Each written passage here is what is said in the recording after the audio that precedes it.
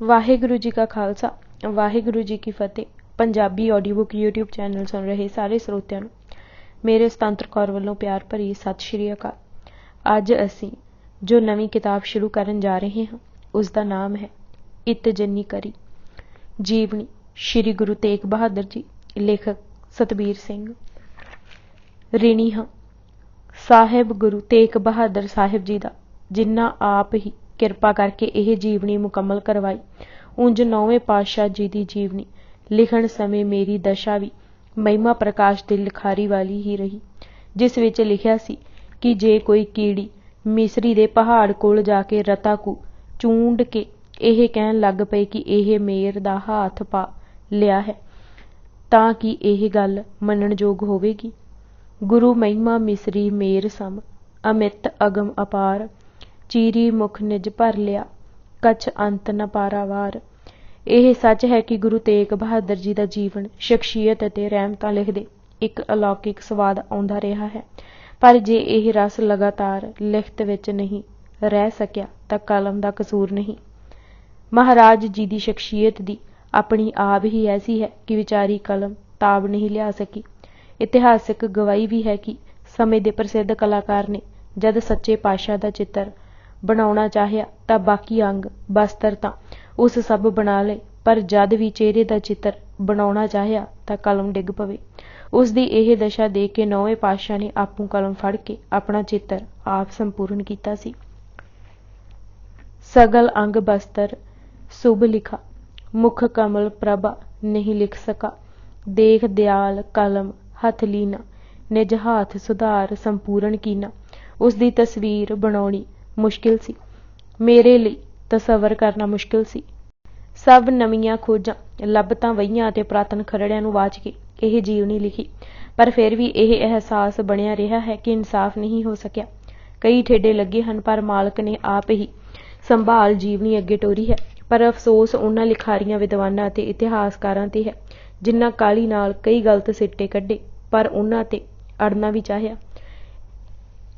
ਐਸੀਆਂ ਲਿਖਾਰੀਆਂ ਬਾਰੇ 125 ਸਾਲ ਪਹਿਲਾਂ ਹੀ ਸੂਰਜ ਪ੍ਰਕਾਸ਼ ਦੇ ਲਿਖਾਰੀ ਨੇ ਚੇਤਾਵਨੀ ਦੇ ਦਿੱਤੀ ਸੀ ਕਿ ਕੋਈ ਜ਼ਰ ਖਰੀਦ ਕਈ ਮਸਲੇ ਅਤੇ ਕਈ ਅਣਜਾਣ ਲਿਖਾਰੀ 9ਵੇਂ ਪਾਤਸ਼ਾਹ ਦੀ ਸ਼ਹਾਦਤ ਨੂੰ ਵਿਗਾੜਨ ਦਾ ਯਤਨ ਕਰਨਗੇ, ਮਾੜੇ ਬਚਨ ਲਿਖਣਗੇ, ਗੰਦ ਫਰੋਲਣਗੇ, ਸ਼ਰਧਾਲੂਆਂ ਦੇ ਹਿਰਦੇ ਦੁਖੀ ਕਰਨਗੇ, ਖੌਰ ਤੱਕ ਪਾਉਣਗੇ, ਪਰ ਉਹ ਕਪੱਤੇ ਜਾਣਦੇ ਨਹੀਂ ਕਿ ਮਹਾਰਾਜ ਦੀ ਸ਼ਹਾਦਤ ਵਿਗਾੜਿਆ ਨਹੀਂ ਵਿਗੜੇਗੀ, ਕਿਉਂਕਿ ਗੁਰੂ ਜੀ ਦਾ ਸਮੁੱਚਾ ਜੀਵਨ ਗੰਗਾ ਨਿਆਈ ਹੈ, ਜਿਸ ਦੀ ਪਵਿੱਤਰਤਾ ਗੰਦ ਦੀ ਇੱਕ ਅੱਧ ਟੋਕਰੀ ਭੰਗ ਨਹੀਂ ਕਰ ਸਕਦੀ।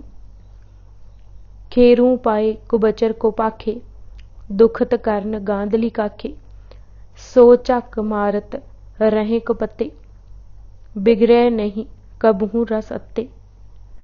ਕਿਉਂਕਿ ਸੁਰਸਰੀ ਸਮਾਨ ਗੁਰ ਕੀਰਤ ਪਾਵਨ, ਜਿਸਕੈ ਮਿਲੇ ਪਾਪ ਗਨ ਜਾਵਣ। ਗੁਰੂ ਜੀਵਨੀਆਂ ਲਿਖਦਿਆਂ ਮੈਂ ਇਸ ਨਤੀਜੇ ਤੇ ਪੁੱਜਾ ਹਾਂ ਕਿ ਇਤਿਹਾਸਕ ਦਿਆਨਤਦਾਰੀ ਇਸੇ ਵਿੱਚ ਹੈ ਕਿ ਕਾਹਲੀ ਨਾਲ ਨਿਰਣੇ ਨਾ ਲਏ ਜਾਣ। ਕੁਝ ਰਵਾਇਤਾਂ ਐਸੀਆਂ ਹਨ ਜੋ ਇੱਕ ਅੱਧ ਕਾਗਜ਼ ਦੇ ਟੁਕੜੇ ਦੇ ਮਿਲ ਜਾਣ ਨਾਲ ਭੰਨਣ ਦਾ ਯਤਨ ਨਹੀਂ ਕਰਨਾ ਚਾਹੀਦਾ।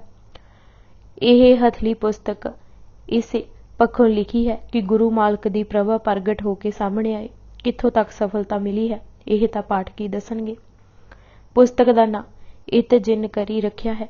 ਪਹਿਲਾਂ ਮੈਂ ਹੋਰ ਨਾਂ ਰੱਖਿਆ ਸੀ, ਪਰ ਪ੍ਰੋਫੈਸਰ ਹਰਬੰਸ ਸਿੰਘ ਜੀ ਪੰਜਾਬੀ ਯੂਨੀਵਰਸਿਟੀ ਕਹਿਣ ਲੱਗੇ ਕਿ ਇਹ ਪਹਿਲੀਆਂ ਤੇਰੀਆਂ ਪੁਸਤਕਾਂ ਵਾਂਗ ਨਹੀਂ। ਉਹਨਾਂ ਇਤ ਜਿੰਨ ਕਰੀ ਰੱਖਣ ਦਾ ਸੁਝਾਅ ਦਿੱਤਾ।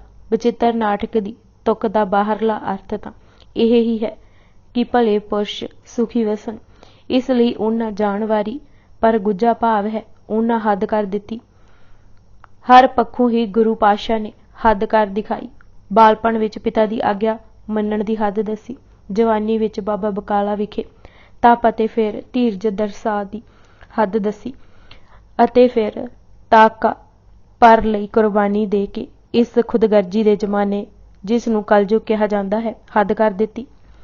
ਇਸ ਹੱਦ ਨੂੰ ਨਾ ਕੋਈ ਪਿੱਛੇ ਛੂਹ ਸਕਿਆ ਹੈ ਅਤੇ ਨਾ ਹੀ ਕੋਈ ਅੱਗੇ ਛੂਹ ਸਕੇਗਾ। ਇਹ ਪੁਸਤਕ ਭਾਈ ਜੈਤਾ ਜੀ ਦੀ ਜੁਰਤ ਨੂੰ ਭੇਟ ਕੀਤੀ ਹੈ, ਜਿਨ੍ਹਾਂ ਸਾਹਸ ਦੀ ਹੱਦ ਦਿਖਾਈ।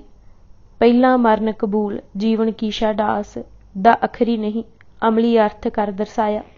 ਇਹ ਪੁਸਤਕ ਸਦਾ ਵਾਂਗ ਪਹਿਲਾਂ ਗਾਮ ਦੇ ਇਕਾਂਤ ਅਤੇ ਵੀਰ ਨਰਿੰਦਰ ਜੀ, ਅੰਮੀ ਜੀ ਅਤੇ ਪਾਪਾ ਜੀ ਦੇ ਪਿਆਰ ਭਰੇ ਵਾਤਾਵਰਨ ਵਿੱਚ ਲਿਖੀ ਸੀ। ਕਰਨਾਲ ਵਿੱਚ ਤਾਂ ਸਿਰਫ ਆਖਰੀ ਛੋਹਾਂ ਦਿੱਤੀਆਂ ਸਨ। Sardar Inderjit Singh, chairman Punjab and Sind Bank, ਜਿੰਨਾ ਸਨੇਹ ਦਿੰਦੇ ਹਨ। ਕਈ ਵਾਰ ਮੈਂ ਪਿਆਰ ਦੇ ਭਾਰ ਹੇਠਾਂ ਦੱਬਿਆ ਦੱਬਿਆ ਮਹਿਸੂਸ ਕਰਦਾ ਹਾਂ। ਕਈ ਵਾਰ ਮੈਂ ਕਿਹਾ ਵੀ ਕਿ ਦੋ ਮਿੱਤਰ ਪਿਆਰੇ ਸਰਦਾਰ ਸਰੂਪ ਸਿੰਘ ਜੀ ਅਤੇ ਸਰਦਾਰ ਇੰਦਰਜੀਤ ਸਿੰਘ ਜੀ ਦੇ ਭਰੋਸੇ ਮੈਂ ਕਈ ਲਾਡ ਲੜਾਏ ਹਨ। ਘਰ ਕੀ ਗ੍ਰਿਹਣੀ ਚੰਗੀ ਜਸਪਾਲ ਸਿੰਘ ਨੇ ਘਰੋਂ ਬੇਫਿਕਰ ਕਰਕੇ ਕਮਲ ਦੀ ਰਵਾਨਗੀ ਨੂੰ ਰੋਕ ਨਹੀਂ ਪੈਣ ਦਿੱਤੀ। ਸਰਦਾਰ ਦਲੀਪ ਸਿੰਘ ਨੇ ਦਲੀਪ ਦੇ ਰੰਗਾਂ ਦੇ ਖੇਲ ਦਾ ਕਮਾਲ ਦਰਸਾ ਕੇ ਟਾਈਟਲ ਬਣਾਇਆ। ਇਤ ਜਿਨ ਕਰੀ ਦੇ ਅੱਖਰਾਂ ਦਾ ਪਿੰਜਰਾ ਬਣਾ ਕੇ ਅੰਦਰ ਹਿੰਦ ਦੀ ਚਾਦਰ ਦੇ ਦੀਦਾਰ ਕਰਵਾਏ ਹਨ। ਸਰਦਾਰ ਮਹਿਤਾਬ ਸਿੰਘ ਜੀ ਨੇ ਚਾਅ ਨਾਲ ਛਾਪ ਕੇ ਸਦਾ ਵਾਂਗ ਮੈਨੂੰ ਰਿਣੀ ਬਣਾਇਆ ਹੈ।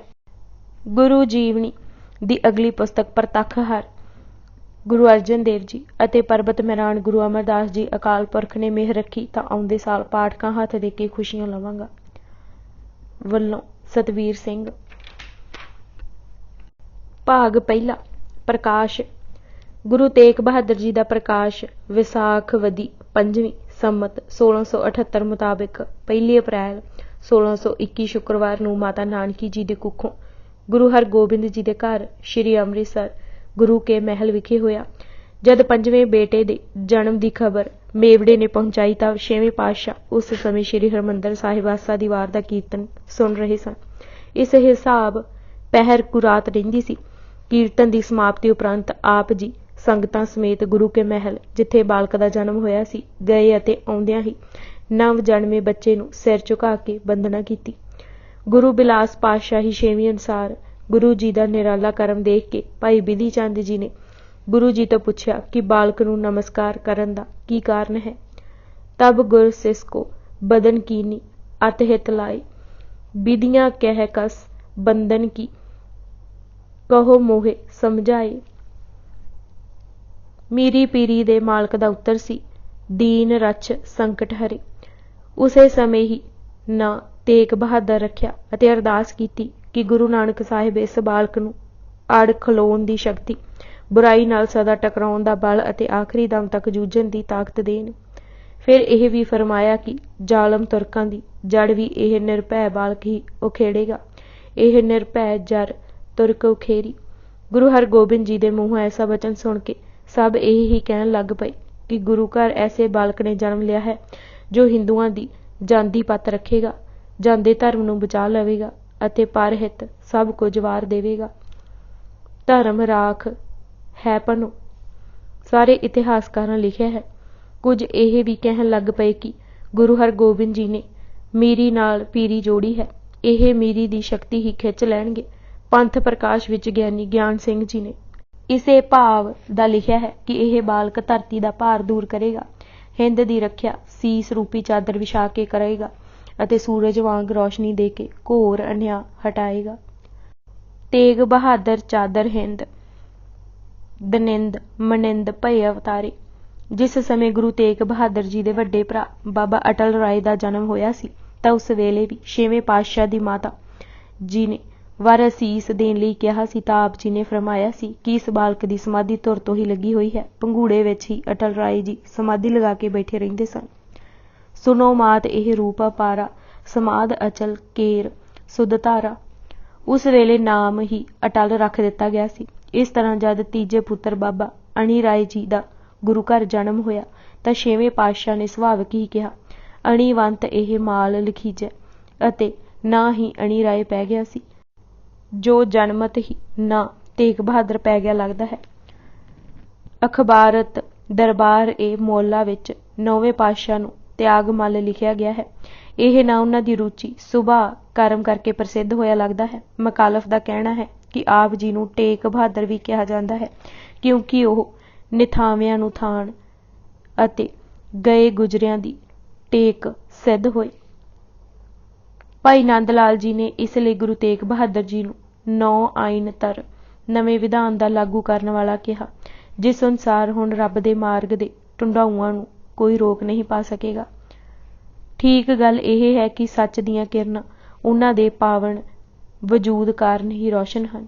ਰੱਬੀ ਮਾਰਗ ਦੇ ਭੇਦਾਂ ਨੂੰ ਸਮਝਣ ਵਾਲੀਆਂ ਅਤੇ ਉਚੇਰੀ ਸੱਚਾਈ ਦੀ ਸਹੀ ਨੀਂਹ ਹੀ ਉਹ ਹਨ। ਅਨਵਰ ਹੱਕ ਅੱਜ ਵਜੂਦ ਪਾਕਿਸ਼ ਰੋਸ਼ਨ। ਗੁਰੂ ਹਰਗੋਬਿੰਦ ਜੀ ਕਈ ਵਾਰੀ ਕਿਹਾ ਕਰਦੇ ਹਨ ਕਿ ਇਹ ਗੁਰੂ ਤੇਗ ਬਹਾਦਰ ਸੱਚਾ ਸੰਤ, ਧਰਮ ਰੱਖਿਅਕ ਅਤੇ ਹਿੰਦ ਵਾਇਣ ਦਾ ਥੰਮ ਹੋਵੇਗਾ। ਇੱਕ ਵਾਰੀ ਮਾਤਾ ਨਾਨਕੀ ਜੀ ਨੇ ਵੀ ਪੁੱਛਿਆ ਕਿ ਬਾਬਾ ਗੁਰਦਿੱਤਾ ਜੀ, ਵੱਡੇ ਪੁੱਤਰ ਸਾਰੇ ਕਾਰਜ ਸੰਭਾਲਦੇ ਹਨ, ਉਸ ਦਾ ਇੰਨਾ ਆਦਰ ਤੁਸੀਂ ਨਹੀਂ ਕਰਦੇ। ਸੂਰਜ ਮੱਲ ਵੀ ਸਿਆਣਾ ਹੈ, ਪਰ ਉਸ ਨੂੰ ਵੀ ਘੱਟ ਹੀ ਪੁੱਛਦੇ ਹੋ। ਅਣੀ ਰਾਏ ਨੂੰ ਵੀ ਇਤਨਾ ਪਿਆਰ ਨਹੀਂ ਕਰਦੇ ਜਿੰਨਾ ਗੁਰੂ ਤੇਗ ਬਹਾਦਰ ਨੂੰ। ਗੁਰੂ ਜੀ ਨੇ ਕਿਹਾ ਕਿ ਪੁੱਛ ਕੇ ਤੁਸਾਂ ਕੀ ਕਰਨਾ ਹੈ, ਪਰ ਜੇ ਪੁੱਛਦੇ ਹੋ ਤਾਂ ਇਹ ਬਾਲਕ ਅਜਰ ਨੂੰ ਜਰਨ ਵਾਲਾ, ਧੀਰਜ ਦਾ ਧੁਰੰਧਰ ਆਪਾ ਵਾਰਨ ਵਾਲਾ ਹੈ। ਅਜਰ ਜਰਨ ਔਰ ਧੀਰ ਧੁਰੰਧਰ। ਅਤੇ ਦੂਜੇ ਇਹਨਾਂ ਦੇ ਗ੍ਰਹਿ ਇੱਕ ਐਸਾ ਪੁੱਤਰ ਜਨਮੇਗਾ ਜੋ ਪ੍ਰਚੰਡ ਤੇਜ ਵਾਲਾ ਹੋਵੇਗਾ ਅਤੇ ਦੁਸ਼ਟਾਂ ਦਾ ਨਾਸ਼ ਕਰੇਗਾ। ਇਸ ਕੋ ਪੁੱਤਰ ਹੋਏ ਬਲਵੰਡ, ਤੇਜ ਪ੍ਰਚੰਡ, ਤਰੰਡ ਖਲਖੰਡ। ਇਹ ਵੀ ਫਰਮਾਇਆ ਕਿ ਇਸ ਦਾ ਬਾਲਕ ਗੁਰੂ ਨਾਨਕ ਦਾ ਨਾਮ ਉਜਲ ਕਰੇਗਾ, ਦੇਗ ਤੇਗ ਦਾ ਧਨੀ ਹੋਵੇਗਾ ਅਤੇ ਸਭ ਗੁਰੂ ਉਪਦੇਸ਼ਾਂ ਨੂੰ ਫੈਲਾ ਕੇ ਸਰਬ ਗੁਰੂ ਸਾਹਿਬਾਨ ਦਾ ਜਸ ਚਾਰੇ ਪਾਸੇ ਵਧਾਏ ਅਤੇ ਫੈਲਾਏਗਾ। ਜਨਮ ਦਿਨ ਵਾਲੇ ਦਿਹਾੜੇ ਚਾਅ ਪ੍ਰਗਟਾਉਂਦੇ ਬਹੁਤ ਹੀ ਦਾਤਾਂ ਵੰਡੀਆਂ ਗਈਆਂ। ਲੋੜਵੰਦਾਂ ਨੂੰ ਅੰਨ ਵਸਤਰ ਖੁੱਲ੍ਹਾ ਵਰਤਾਇਆ ਗਿਆ। ਖੁਸ਼ੀਆਂ ਦੇ ਵਾਜੇ ਵੱਜੇ। ਗੁਰੂ ਹਰਗੋਬਿੰਦ ਜੀ ਬਾਰੇ ਤਾਂ ਸਭ ਜਾਣਦੇ ਹਨ ਕਿ ਉਹ ਇੱਕੋ ਵੇਲੇ ਯੋਧਾ ਅਤੇ ਪਰਉਪਕਾਰੀ ਵੀ ਸਨ। ਕਦੇ ਕਿਸੇ ਨੇ ਉਹਨਾਂ ਨੂੰ ਘਰ ਜਾਂ ਬਾਹਰ ਰੋਹ ਜਾਂ ਗੁੱਸੇ ਵਿੱਚ ਨਹੀਂ ਡਿੱਠਾ। ਜੰਗ ਵਿੱਚ ਵੀ ਇੰਜ ਸ਼ਾਂਤ ਰਹਿੰਦੇ ਜਿਵੇਂ ਅਕਾਲ ਤਖਤ 'ਤੇ ਹੁਕਮ ਦਿੰਦੇ ਜਾਂ ਦਾਤਾਂ ਵੰਡਦੇ। ਛੇਵੇਂ ਪਾਤਸ਼ਾਹ ਦੀ ਨੁਹਾਰ ਬਾਰੇ ਲਿਖਿਆ ਹੈ ਕਿ ਆਪ ਜੀ ਦਾ ਜੁੱਸਾ ਭਰਵਾਂ ਅਤੇ ਨੁਹਾਰ ਤਿੱਖੀ ਅਤੇ ਬੁਲੰਦ ਕੱਦ ਸੀ। ਹਰ ਦੇਖਣ ਵਾਲੇ ਉੱਤੇ ਅਮਿੱਟ ਛਾਪ ਪੈਂਦੀ ਸੀ। ਗੁਰੂ ਦੇ ਪੈਰ ਕਮਲ ਵਰਗੇ ਸੁਰਖ ਅਤੇ ਛਬੀਲੇ, 9 ਹੀਰਿਆਂ ਦੀ ਕਤਾਰ ਵਾਂਗ ਆਨੰਦ ਦੇਣ ਵਾਲੇ, ਦੋਵੇਂ ਲੱਤਾਂ ਸਪਾਰੀ ਦੇ ਬੂਟੇ ਵਾਂਗ ਇੱਕ ਸਾਥ ਸੋਹਣੀਆਂ ਅਤੇ ਗਿੱਟਿਆਂ ਅਤੇ ਗੋਡਿਆਂ ਦੀਆਂ ਗੰਢਾਂ ਪੀੜੀਆਂ ਅਤੇ ਵੱਡੀਆਂ ਸਨ। ਉਹਨਾਂ ਦੇ 3 ਵਲਾਂ ਵਾਲੇ ਪੇਟ ਤੇ ਡੂੰਘੀ ਧੁੰਨੀ, ਚੌੜੀ ਛਾਤੀ ਅਤੇ ਉੱਚੇ ਮੋਢੇ ਸਨ। ਉਹਨਾਂ ਦੀਆਂ ਭੁਜਾਂ ਕਰੜੀਆਂ, ਬਲਵਾਨ ਅਤੇ ਹਾਥੀ ਦੀ ਸੁੰਡ ਵਾਂਗ ਲਚਕਦਾਰ ਸਨ। ਉਹਨਾਂ ਦੇ ਦੋਵੇਂ ਹੱਥ ਕਮਲ ਵਰਗੇ, ਉਂਗਲੀਆਂ ਨਵੀਆਂ ਪੰਖੜੀਆਂ ਵਾਂਗੂ 9 ਸੁੱਚੇ ਨਗਾਂ ਵਾਂਗ ਦਿਸ ਆਉਂਦੇ ਸਨ। ਉਹਨਾਂ ਦਾ ਚੰਦਰਮਾ ਜੈਸਾ ਮੁਖੜਾ ਸੀ। ਚਿੱਟੇ ਦੰਦ ਅਤੇ ਸੋਹਣੇ ਬੁੱਲ੍ਹ ਸਨ। ਕੰਵਲ ਦੀਆਂ ਪੰਖੜੀਆਂ ਵਰਗੀਆਂ ਤਿੱਖੀਆਂ ਅੱਖਾਂ ਸਨ, ਜਿਹੜੀਆਂ ਇੱਕ ਨਿਗਾਹ ਨਾਲ ਸੰਗਤਾਂ ਨੂੰ ਨਿਹਾਲ ਕਰ ਦਿੰਦੀਆਂ ਸਨ। ਪਰ ਮਾਤਾ ਨਾਨਕੀ ਜੀ ਬਾਰੇ ਬਹੁਤ ਘੱਟ ਕਿਸੇ ਨੇ ਲਿਖਿਆ ਹੈ। ਗੁਰੂ ਤੇਗ ਬਹਾਦਰ ਜੀ ਦੀ ਸ਼ਖਸੀਅਤ ਸਿਰਜਣ, ਸੰਵਾਰਨ ਅਤੇ ਸੰਭਾਲਣ ਵਿੱਚ ਮਾਤਾ ਜੀ ਦਾ ਬਹੁਤ ਵੱਡਾ ਹਿੱਸਾ ਹੈ। ਮਾਤਾ ਨਾਨਕੀ ਜੀ ਬਾਰੇ ਸਾਡਾ ਇਤਿਹਾਸ ਕਹਿੰਦਾ ਹੈ ਕਿ ਉਹ ਪਤੀ ਦੇ ਹੁਕਮ ਵਿੱਚ ਟੁਰਨ ਵਾਲੀ, ਧਰਮਾਤਮਾ ਰੂਪ, ਸੁੰਦਰ ਸੁਸ਼ੀਲ, ਮਿੱਠ ਬੋਲੀ, ਲੰਮੀ ਨਜ਼ਰ ਵਾਲੀ, ਪ੍ਰਸੰਨ ਰੂਪ, ਗੁਰੂ ਚਿੱਤ ਵਿੱਚ ਧਿਆਨ ਜੋੜਨ ਵਾਲੀ, ਪੁੱਤਰ ਪਿਆਰੀ, ਮਨ ਦੀ ਕੋਮਲ, ਉੱਤਮ ਕੁੱਲ ਵਾਲੀ, ਸਮ ਸ੍ਰਿਸ਼ਟੀ ਅਤੇ ਬਹੁਤ ਹੀ ਉੱਚੀ ਆਤਮਾ ਵਾਲੀ ਸੀ। ਪਤਵਰਤਾ, ਧਰਮਾਤਮ ਰੂਪਾ, ਰੂਚਰ ਸੁਸ਼ੀਲਾ, ਗੁਣਨ ਅਨੂਪਾ, ਮਧੁਰ ਪਛਾਣੀ, ਦੀਰਘ ਦਰਬਾ, ਸਤਿਗੁਰ ਧਿਆਨ, ਪ੍ਰਾਇਣ ਹਰਸਾ, ਪ੍ਰਿਯ ਪੁੱਤ, ਮਨ ਮਿਦੁਲ ਕੁਲੀਨਾ, ਸਦਾ ਕਿਰਪਾਲੂ, ਪਰਮ ਅਦੀਨਾ। ਜੁਰਤ ਦੀ ਵੀ ਉਹ ਮੂਰਤ ਸਨ। ਜਦ ਧੀਰ ਮੱਲ ਨੇ ਸ਼ੀਹਾਂ ਮਸੰਦਾਂ ਦੀ ਸ਼ਹਿ ਤੇ ਬਾਬਾ ਬਕਾਲਾ ਵਿਖੇ ਗੁਰੂ ਤੇਗ ਬਹਾਦਰ ਜੀ ਤੇ ਹਮਲਾ ਕੀਤਾ, ਗੋਲੀ ਚਲਾਈ ਅਤੇ ਕਬੋਲ ਵੀ ਬੋਲੇ ਤਾਂ ਆਪ ਜੀ ਡਟ ਗਏ ਅਤੇ ਧੀਰ ਮੱਲ ਨੂੰ ਕਹਿਣ ਲੱਗੇ, ਤੂੰ ਕੌਣ ਹੈ ਕਬੋਲ ਬੋਲਣ ਵਾਲਾ? ਤੈਨੂੰ ਈਰਖਾ ਸਾੜ ਰਹੀ ਹੈ। ਤੁਸਾਂ ਜ਼ੋਰ ਦਿਖਾਇਆ ਹੈ, ਇਹ ਹੀ ਜ਼ਹਿਰ ਹੋ ਕੇ ਤੁਹਾਨੂੰ ਮਾਰੇਗਾ। ਗੁਰੂ ਘਰ ਦਾ ਦਰਵਾਜ਼ਾ ਨਿਮਰਤਾ ਹੈ, ਗੁਮਾਨੀ ਢਹਿ ਢੇਰੀ ਹੋ ਜਾਣਗੇ। ਬੁਰਾ ਹੋਣ ਤੁਮਰੇ ਢਿੱਗ ਆਵਾਂ, ਜਿਸ ਤੇ ਐਸੋ ਗਰਭ ਜਨਾਵਾਂ। ਜਰਾ ਨਾ ਘਬਰਾਏ। ਅੱਗੇ ਵੱਧ ਕੇ ਮਾਤਾ ਜੀ ਨੇ ਗੁਰੂ ਤੇਗ ਬਹਾਦਰ ਜੀ ਦੇ ਮੱਥੇ ਤੋਂ ਆਪਣੇ ਪੱਲੂ ਨਾਲ ਖੂਨ ਪੂੰਝਿਆ ਅਤੇ ਸਾਹਮਣੇ ਹੋ ਖਲੋ ਗਏ। ਸੇਵਾ ਰਾਮ ਦੀਆਂ ਪਰਚੀਆਂ ਵਿੱਚ ਲਿਖਿਆ ਹੈ ਕਿ ਜਦ ਗੁਰਗੱਦੀ ਦੀ ਜ਼ਿੰਮੇਵਾਰੀ ਗੁਰੂ ਹਰਗੋਬਿੰਦ ਜੀ ਨੇ ਹਰ ਰਾਏ ਜੀ ਨੂੰ ਸੌਂਪੀ ਤਾਂ ਮਾਤਾ ਨਾਨਕੀ ਜੀ ਨੇ ਗੁਰੂ ਤੇਗ ਬਹਾਦਰ ਤੇ ਵੀ ਬਖਸ਼ਿਸ਼ ਕਰਨ ਲਈ ਕਿਹਾ ਤਾਂ ਗੁਰੂ ਹਰਗੋਬਿੰਦ ਜੀ ਨੇ ਬਚਨ ਕੀਤਾ ਕਿ ਇਹ ਰੁਮਾਲ, ਕਟਾਰ ਅਤੇ ਗੁਟਕਾ ਸਾਂਭ ਰੱਖਣਾ। ਸਮਾਂ ਆਉਣ ਤੇ ਇਹ ਵਸਤੂਆਂ ਬੇਟੇ ਨੂੰ ਸੌਂਪ ਦੇਣੀਆਂ। ਉਹ ਰੁਮਾਲ ਹੀ ਮਾਤਾ ਨਾਨਕੀ ਦੇ ਤਪ, ਦੇਖ ਰੇਖ ਅਤੇ ਅਰਦਾਸਾਂ ਸਦਕਾ ਹੀ ਵਡੇਰਾ ਹੋ ਹਿੰਦ ਦੀ ਚਾਦਰ ਬਣਿਆ। ਅਤੇ ਉਹ ਕਟਾਰ ਤੇਗ ਬਣੀ ਜਿਸ ਨੇ ਸਮੇਂ ਦੇ ਸਭ ਤੋਂ ਵੱਡੇ ਸ਼ਾਹ ਨੂੰ ਜੇਲ੍ਹ ਕੀਤਾ। ਬਾਬਾ ਅਟਲ ਰਾਏ ਜੀ ਦੇ ਅਕਾਲ ਚਲਾਣੇ ਵੇਲੇ ਮਾਤਾ ਜੀ ਧੀਰਜ ਵਿੱਚ ਰਹੇ। ਐਸੀ ਮਾਤਾ ਨਾਨਕੀ ਜੀ ਦੀ ਗੋਦ ਵਿੱਚ ਗੁਰੂ ਤੇਗ ਬਹਾਦਰ ਪਲ ਰਹੇ ਸਨ। ਭਾਗ ਦੂਜਾ, ਬਾਲਪਣ। ਵੱਡੀ ਭੈਣ ਵੀਰੋ ਲਾਡ ਲਡਾਉਂਦੀ। ਸਾਰੇ ਵੱਡੇ ਭਰਾ ਬਹੁਤ ਹੀ ਪਿਆਰ ਕਰਦੇ। ਆਪ ਜੀ ਨੂੰ ਭਾਵੇਂ ਕੋਈ ਚੁੱਕ ਖੜਾਉਂਦਾ ਪੰਘੂੜੇ ਵਿੱਚ ਪਾਉਂਦਾ, ਕਦੇ ਵੀ ਨਾ ਰੋਂਦੇ। ਰੋ ਕੇ ਕਦੇ ਦੁੱਧ ਵੀ ਨਾ ਮੰਗਿਆ। ਮਾਂ ਕਈ ਵਾਰੀ ਫਿਕਰਮੰਦ ਵੀ ਹੋਈ, ਮਤਾਂ ਬੱਚੇ ਨੂੰ ਕੋਈ ਤਕਲੀਫ ਹੋ ਗਈ ਹੋਵੇ ਜਿਸ ਕਾਰਨ ਇਹ ਬੋਲਦਾ ਖੇਡਦਾ ਨਹੀਂ। ਪਰ ਗੁਰੂ ਹਰਗੋਬਿੰਦ ਜੀ ਸਦਾ ਇਹ ਹੀ ਕਹਿੰਦੇ ਕਿ ਇਹ ਜਨਮ ਤੋਂ ਹੀ ਬ੍ਰਹਮ ਪਛਾਣ ਆਏ ਹਨ। ਆਪ ਜੀ ਆਪੂ ਪਿਆਰ ਕਰਦੇ ਅਤੇ ਸਭ ਨੂੰ ਸਮਝਾਉਂਦੇ ਵੀ। ਗੁਰੂ ਹਰਗੋਬਿੰਦ ਜੀ ਨੇ ਬਾਲਕ ਤੇਗ ਬਹਾਦਰ ਦੀ ਪੜ੍ਹਾਈ ਅਤੇ ਸਿਖਲਾਈ ਦਾ ਉਚੇਚਾ ਪ੍ਰਬੰਧ ਕੀਤਾ। ਭਾਈ ਗੁਰਦਾਸ ਜੀ ਨੂੰ ਅੱਖਰੀ ਵਿੱਦਿਆ ਦੇਣ ਲਈ ਕਿਹਾ ਅਤੇ ਰਤਾਕੂ ਵੱਡੇ ਹੋਏ ਤਾਂ ਬਾਬਾ ਬੁੱਢਾ ਜੀ ਪਾਸ ਰਾਮਦਾਸ ਭੇਜਿਆ ਤਾਂ ਕਿ ਕਿਰਤ ਦੀ ਮਹੱਤਤਾ ਅਤੇ ਹੋਰ ਗੁਣ ਸ਼ੋਅ ਨਾਲ ਪ੍ਰਾਪਤ ਕਰਨ। ਬਾਬਾ ਬੁੱਢਾ ਜੀ ਨੂੰ ਬਹੁਤ ਵਡੇਰੀ ਉਮਰ ਵਿੱਚ ਹੀ ਕਿਰਤ ਵਿੱਚ ਜੁਟਿਆ ਦੇਖ ਬਹੁਤ ਡੂੰਘਾ ਪ੍ਰਭਾਵ ਪਿਆ। ਪਿੱਛੋਂ ਗੁਰੂ ਤੇਗ ਬਹਾਦਰ ਜੀ ਨੇ ਇੱਕ ਵਾਰੀ ਕਿਹਾ ਵੀ ਸੀ ਕਿ ਗੁਰੂ ਨਾਨਕ ਘਰ ਦੀ ਵਡਿਆਈ ਕਿਰਤ ਕਮਾਈ ਹੈ, ਇਹ ਵਿਹਲੜ ਹੋਣਾ ਨਹੀਂ ਸਿਖਾਉਂਦੀ। ਗੁਰੂ ਨਾਨਕ ਦੇਵ ਜੀ ਦੀ ਉਦਾਹਰਨ ਦਿੰਦੇ ਉਹ ਕਹਿੰਦੇ ਕਿ ਗੁਰੂ ਨਾਨਕ ਜੀ ਕਰਤਾਰਪੁਰ ਕਿਰਤ ਕਰਕੇ ਜੋ ਕਮਾਉਂਦੇ ਉਸ ਦੇ 3 ਹਿੱਸੇ ਕਰ ਦਿੰਦੇ ਸਨ। ਇੱਕ ਹਿੱਸਾ ਲੋੜਵੰਦਾਂ ਨੂੰ ਵੰਡ ਦਿੰਦੇ, ਦੂਜਾ ਲੰਗਰ ਵਿੱਚ ਪਾ ਦਿੰਦੇ ਅਤੇ ਤੀਜਾ ਆਪਣਿਆਂ ਅਤੇ ਪਰਿਵਾਰਾਂ ਦੀਆਂ ਮੋਟੀਆਂ-ਮੋਟੀਆਂ ਲੋੜਾਂ ਲਈ ਵਰਤਦੇ। ਬਾਬਾ ਬਕਾਲਾ ਦੇ ਟਿਕਾਣੇ ਵੇਲੇ ਗੁਰੂ ਤੇਗ ਬਹਾਦਰ ਜੀ ਨੇ ਕਿਰਤ ਨੂੰ ਹੱਥੋਂ ਨਾ ਛੱਡਿਆ। ਸ਼ਸਤਰ ਵਿੱਦਿਆ ਦੀ ਸਿਖਲਾਈ ਦਾ ਕਾਰਜ ਭਾਈ ਜੇਠਾ ਜੀ ਨੂੰ ਸੌਂਪਿਆ ਗਿਆ। ਜੇਠਾ ਜੀ ਬਹੁਤ ਬਹਾਦਰ ਸਿੱਖ ਸਨ ਜੋ ਜਹਾਂਗੀਰ ਨੂੰ ਆਗਰੇ ਜਾ ਉਸਦੇ ਮਹਿਲਾਂ ਵਿੱਚ ਡਰਾਏ ਸਨ, ਜਿਸ ਸਮੇਂ ਗੁਰੂ ਹਰਗੋਬਿੰਦ ਜੀ ਗਵਾਲੀਅਰ ਕੈਦ ਸਨ। ਇਹ ਸਭ ਕੁਝ ਸਿੱਖਣ ਦੇ ਨਾਲ-ਨਾਲ ਗੁਰੂ ਤੇਗ ਬਹਾਦਰ ਜੀ ਗੁਰਬਾਣੀ ਦਾ ਡੂੰਘਾ ਅਧਿਐਨ ਵੀ ਕਰ ਰਹੇ ਸਨ। ਨੁਹਾਰ। ਆਪ ਜੀ ਦਾ ਕੱਦ ਲੰਮਾ ਨਿਕਲ ਰਿਹਾ ਸੀ। ਸਭ ਦੇਖ ਕਹਿ ਰਹੇ ਸਨ ਕਿ ਇਹ ਪਿਤਾ ਸਮ ਹੀ ਕੱਦ ਕਾਠ ਕੱਢ ਰਹੇ ਹਨ। ਮੁਖ ਬਹੁਤ ਸੋਹਣਾ ਚੰਦਰਮਾ ਵਾਂਗ ਚਮਕਦਾ ਸੀ। ਸਮ ਪਿਤਾ ਕੇ ਦੀਰਘ ਢੀਲ, ਮੁਖ ਮੰਡਲ ਚੰਦ ਸੁਸ਼ੀਲ। ਬਾਹਾਂ ਲੰਮੀਆਂ ਅਤੇ ਛਾਤੀ ਚੌੜੀ ਨਿਕਲ ਰਹੀ ਸੀ। ਨੈਣ ਬਹੁਤ ਵੱਡੇ ਸਨ ਅਤੇ ਰਤਾਕੂ ਲਾਲੀ ਪਾ ਮਾਰਦੇ ਸਨ। ਦੋਵੇਂ ਮੋਢੇ ਉੱਚੇ ਸਨ। ਜਦ ਗੁਰੂ ਜੀ ਹੌਲੀ-ਹੌਲੀ ਟੁਰਦੇ ਤਾਂ ਹੋਰ ਵੀ ਸੋਹਣੇ ਲੱਗਦੇ। ਛਾਲ ਬਹੁਤ ਲੰਮੀ ਮਾਰ ਲੈਂਦੇ ਸਨ।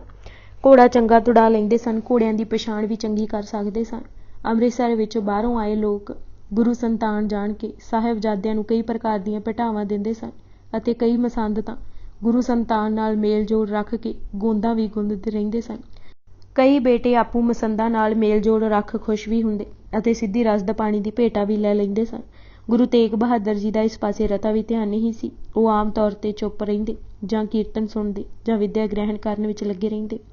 ਸੰਸਾਰੀ ਅਤੇ ਦਿਖਾਵੇ ਦੇ ਕਾਰਜਾਂ ਵਿੱਚ ਖਚਤ ਨਾ ਹੁੰਦੇ। ਅੰਤਰ ਬਿਰਤੀ ਸੀ। ਕਈ ਤਾਂ ਇਹਨਾਂ ਨੂੰ ਸ਼ਾਂਤ ਚਿੱਤ ਦੇਖ ਭਰਮ ਹੀ ਖਾ ਜਾਂਦੇ ਕਿ ਸ਼ਾਇਦ ਇਹ ਜਾਣਦੇ ਹੀ ਕੁਝ ਨਹੀਂ। ਮਹਿਮਾ ਪ੍ਰਕਾਸ਼ ਨੇ ਲਿਖਿਆ ਹੈ ਕਿ ਗੁਰੂ ਤੇਗ ਬਹਾਦਰ ਗਿਆਨ ਦਾ ਸਿਖਰ ਸਨ। ਹਿਰਦੇ ਗਰੀਬੀ ਅਤੇ ਕਰਮਸ਼ਾਹੀ ਸਨ। ਧੀਰਜ ਅਥਾਹ ਅਤੇ ਦਾਨੀ ਸੁਭਾਅ ਸੀ। ਅਤ ਨਿਮਰ ਭੂਤ ਬੀਰਗਤ ਦਿਆਲ, ਰਾਜ ਵੇਖ ਵੈਰਾਗ ਵਿਸਾਲ। ਹਿਰਦੇ ਧੁਨ ਸਭ ਜਗ ਵਿਵਹਾਰ, ਸਹਿਜ ਸਮਾਧ ਏਕ ਲਿਵਤਾਰ। ਪਿਤਾ ਗੁਰੂ ਹਰਗੋਬਿੰਦ ਜੀ ਦੇ ਦਰਸ਼ਨਾਂ ਨੂੰ ਜਦ ਆਉਂਦੇ ਤਾਂ ਨੈਣ ਨੀਵੇਂ ਰੱਖਦੇ। ਹਰ ਸਮੇਂ ਨੇੜੇ ਰਹਿੰਦੇ ਤਾਂ ਕਿ ਉਹ ਕੋਈ ਸੇਵਾ ਲਗਾਉਣ ਤਾਂ ਤਤਪਰ ਹੋ ਪੂਰੀਆਂ ਕਰਨ। ਪਿਤਾ ਜੀ ਵੀ ਕੋਲ ਬੁਲਾ ਕੇ ਪਾਸ ਬਿਠਾ ਲੈਂਦੇ। ਕਦੇ-ਕਦੇ ਗੁਰੂ ਜੀ ਬਾਂਹ ਪਕੜ ਕੇ ਬਿਠਾਉਂਦੇ ਅਤੇ ਸਭ ਨਾਲੋਂ ਵੱਧ ਪਿਆਰ ਦਿੰਦੇ ਅਤੇ ਆਦਰ ਨਾਲ ਬੁਲਾਉਂਦੇ। ਕਈ ਵਾਰੀ ਤਾਂ ਸੰਗਤਾਂ ਵਿੱਚ ਬੈਠੇ ਹੀ ਬਹੁਤ ਸਤਿਕਾਰ ਨਾਲ ਬੁਲਾਉਂਦੇ, ਜਿਵੇਂ ਸਭ ਨੂੰ ਦਿਖਲਾ ਰਹੇ ਹੋਣ। ਕਬਹੂ ਗਹਿ ਕਰ ਭੁਜਾ ਬਿਠਾਇਆ, ਸਨਮਾਨਿਹ ਸੁਤ ਕੋ ਦਰਸਾਵੇ। ਲੋਕੀ ਵੀ ਦੇਖ ਹੈਰਾਨ ਹੁੰਦੇ ਕਿ ਬਾਬਾ ਗੁਰਦਿੱਤਾ ਜੀ ਜੋ ਸਾਰਾ ਕਾਜ ਸੰਭਾਲੀ ਬੈਠੇ ਸਨ, ਸੂਰਜਮੱਲ ਜੋ ਹੋਰਨਾਂ ਕਾਰਜਾਂ ਵਿੱਚ ਹਿੱਸਾ ਪਾ ਰਹੇ ਸਨ, ਅਣੀ ਅਤੇ ਬਾਬਾ ਅਟਲ ਰਾਏ ਨੂੰ ਇੰਨੇ ਪਿਆਰ ਆਦਰ ਨਾਲ ਨਹੀਂ ਬੁਲਾਉਂਦੇ ਜਿੰਨਾ ਗੁਰੂ ਤੇਗ ਬਹਾਦਰ ਜੀ ਨੂੰ। ਇਕਾਂਤ ਆਪ ਜੀ ਨੂੰ ਬਹੁਤ ਪਸੰਦ ਸੀ। ਆਪ ਜੀ ਕਿਸੇ ਨੂੰ ਕਦੇ ਦੁਖੀ ਦੇਖਦੇ ਜਾਂ ਲੋੜਵੰਦ ਜਾਣਦੇ ਤਾਂ ਉਸੇ ਵੇਲੇ ਉਸਦੀ ਜ਼ਰੂਰਤ ਪੂਰੀ ਕਰ ਦਿੰਦੇ। ਘਰ ਦਾ ਕੀਮਤੀ ਸਮਾਨ ਇੱਕ ਵਾਰ ਕਿਸੇ ਅਭਿਆਗਤ ਨੂੰ ਅਤੀ ਦੁਖੀ ਦੇਖ ਕੇ ਦੇ ਆਏ ਸਨ। ਅਜੇ 4 ਸਾਲ ਦੇ ਹੀ ਸਨ कि बाबा गुरदित्ता जी की शादी वेले आप जी नूं नवीं कीमती पोशाक अते होर कीमती समान पहनाया गया। जंज चढ़न लगी तां किसे नंगे बालक ते गुरु तेग बहादुर जी की नज़र जा पई तां दौड़ के सारे तांदे बस्तर अते होर कीमती समान उसनूं दे आए। माँ उन्हां नूं उस शक्ल विच देख हैरान हुई तां आप जी ने कहा, माँ उस दी लोड़ तां किसे ने पूरी नहीं सी करनी, मैनूं तां हुणे ही होर मिल जाएगी। एक वारी काफ़ी समा पानी दे हौज विच समाधि लगा बैठे रहे। मस्ती दी दशा सदा तारी रहिंदी। आप जी बिरहों दी मूरत ही लगदे सन, नैन सजल रहिंदे। गर्मी सर्दी धुप छां सुख दुख तिरखा तो बचपन विच ही उच्चे हो गए सन। जो नर दुख मह दुखी नहीं माने, सुख स्ने अर भै नहीं जाके कंचन माटी माने। उचारिया भी उन्ना ही सी अते मूरत भी ओह आप ही सन। बहुत थोड़ा खांदे, सेवादार कई वारी कहिंदे तां ही प्रसाद छकदे। प्रभु प्रेम अते कीर्तन विच ही मस्त रहिंदे। शरीर दा ख्याल घट ही फुरदा सी। एक वारी ऐसी समाधि लगाई कि हाणीए ने पोशाक तक उतार लई, पर आप तां भी अडोल रहे। ਇਹ सब आउण वाले बिखड़े समय ਲਈ ਤਿਆਰੀਆਂ ਹੋ ਰਹੀਆਂ ਸਨ। ਜੋ ਬਾਲਪਣ ਵਿੱਚ ਬੇਪਰਵਾਹ ਹੋ ਕੇ पोशाक ਉਤਰਵਾ ਸਕਦਾ ਹੈ, ਉਸ ਸਮੇਂ ਇਹ ਆਸਾਨੀ ਨਾਲ ਕਿਹਾ ਜਾ ਸਕਦਾ ਸੀ ਕਿ ਉਹ ਸੀਸ ਦੇ ਦੇਵੇਗਾ, ਪਰ ਸੀਰ ਨਹੀਂ ਉਚਰੇਗਾ। ਸਰੀਰ ਤਿਆਗ ਦੇਵੇਗਾ ਪਰ ਸਿਰੜ ਨਹੀਂ ਦੇਵੇਗਾ। ਬਾਬਾ ਅਟਲ ਰਾਏ ਜੀ ਦਾ ਜਨਮ 1619 ਵਿੱਚ ਮਾਤਾ ਨਾਨਕੀ ਜੀ ਦੇ ਕੁੱਖੋਂ ਹੋਇਆ। ਆਪ ਸਦਾ ਭਗਤੀ ਵਿੱਚ ਲੀਨ ਰਹਿੰਦੇ ਸਨ। ਸਹਿਜ ਅਤੇ ਪਿਆਰ ਦੀ ਮੂਰਤ ਸਨ। ਕਰਾਮਾਤੀ ਸ਼ਕਤੀਆਂ ਸਹਿਜ ਸੁਭਾਅ ਹੀ ਉਹਨਾਂ ਵਿੱਚ ਇਕੱਠੀਆਂ ਹੋ ਰਹੀਆਂ ਸਨ। ਇੱਕ ਸਮੇਂ ਸਾਥੀਆਂ ਨਾਲ ਖੇਡਦੇ ਰਾਤ ਪੈ ਜਾਣ ਕਾਰਨ ਮੀਟੀ ਇੱਕ ਸਾਥੀ ਮੋਹਨ, ਜੋ ਸੋਨੀ ਸ਼ਾਹ ਦਾ ਲੜਕਾ ਸੀ, ਦੇ ਸਿਰ ਰਹਿ ਗਈ। ਦੂਜੇ ਦਿਨ ਜਦ ਮੋਹਨ ਖੇਡਣ ਲਈ ਨਾ ਆਇਆ ਤਾਂ ਆਪ ਜੀ ਨੂੰ ਦੱਸਿਆ ਗਿਆ ਕਿ ਸੱਪ ਲੜਨ ਕਰਕੇ ਉਸ ਸਾਥੀ ਦੀ ਮੌਤ ਹੋ ਗਈ ਹੈ। ਬਾਬਾ ਅਟਲ ਰਾਏ ਜੀ ਨੇ ਸੁਭਾਵਿਕ ਕਿਹਾ ਕਿ ਉਹ ਮੱਕਰ ਕਰਦਾ ਹੈ ਅਤੇ ਹਾਣੀਆਂ ਸਮੇਤ ਉਸ ਮਿੱਤਰ ਦੇ ਘਰ ਗਏ। ਘਰ ਪੁੱਜ ਕੇ ਭੁੰਜੇ ਪਏ ਮੋਹਨ ਨੂੰ ਛੜੀ ਨਾਲ ਟੁੰਬ ਕੇ ਕਿਹਾ, ਉੱਠ ਸਾਡੀ ਮੀਟੀ ਦੇ।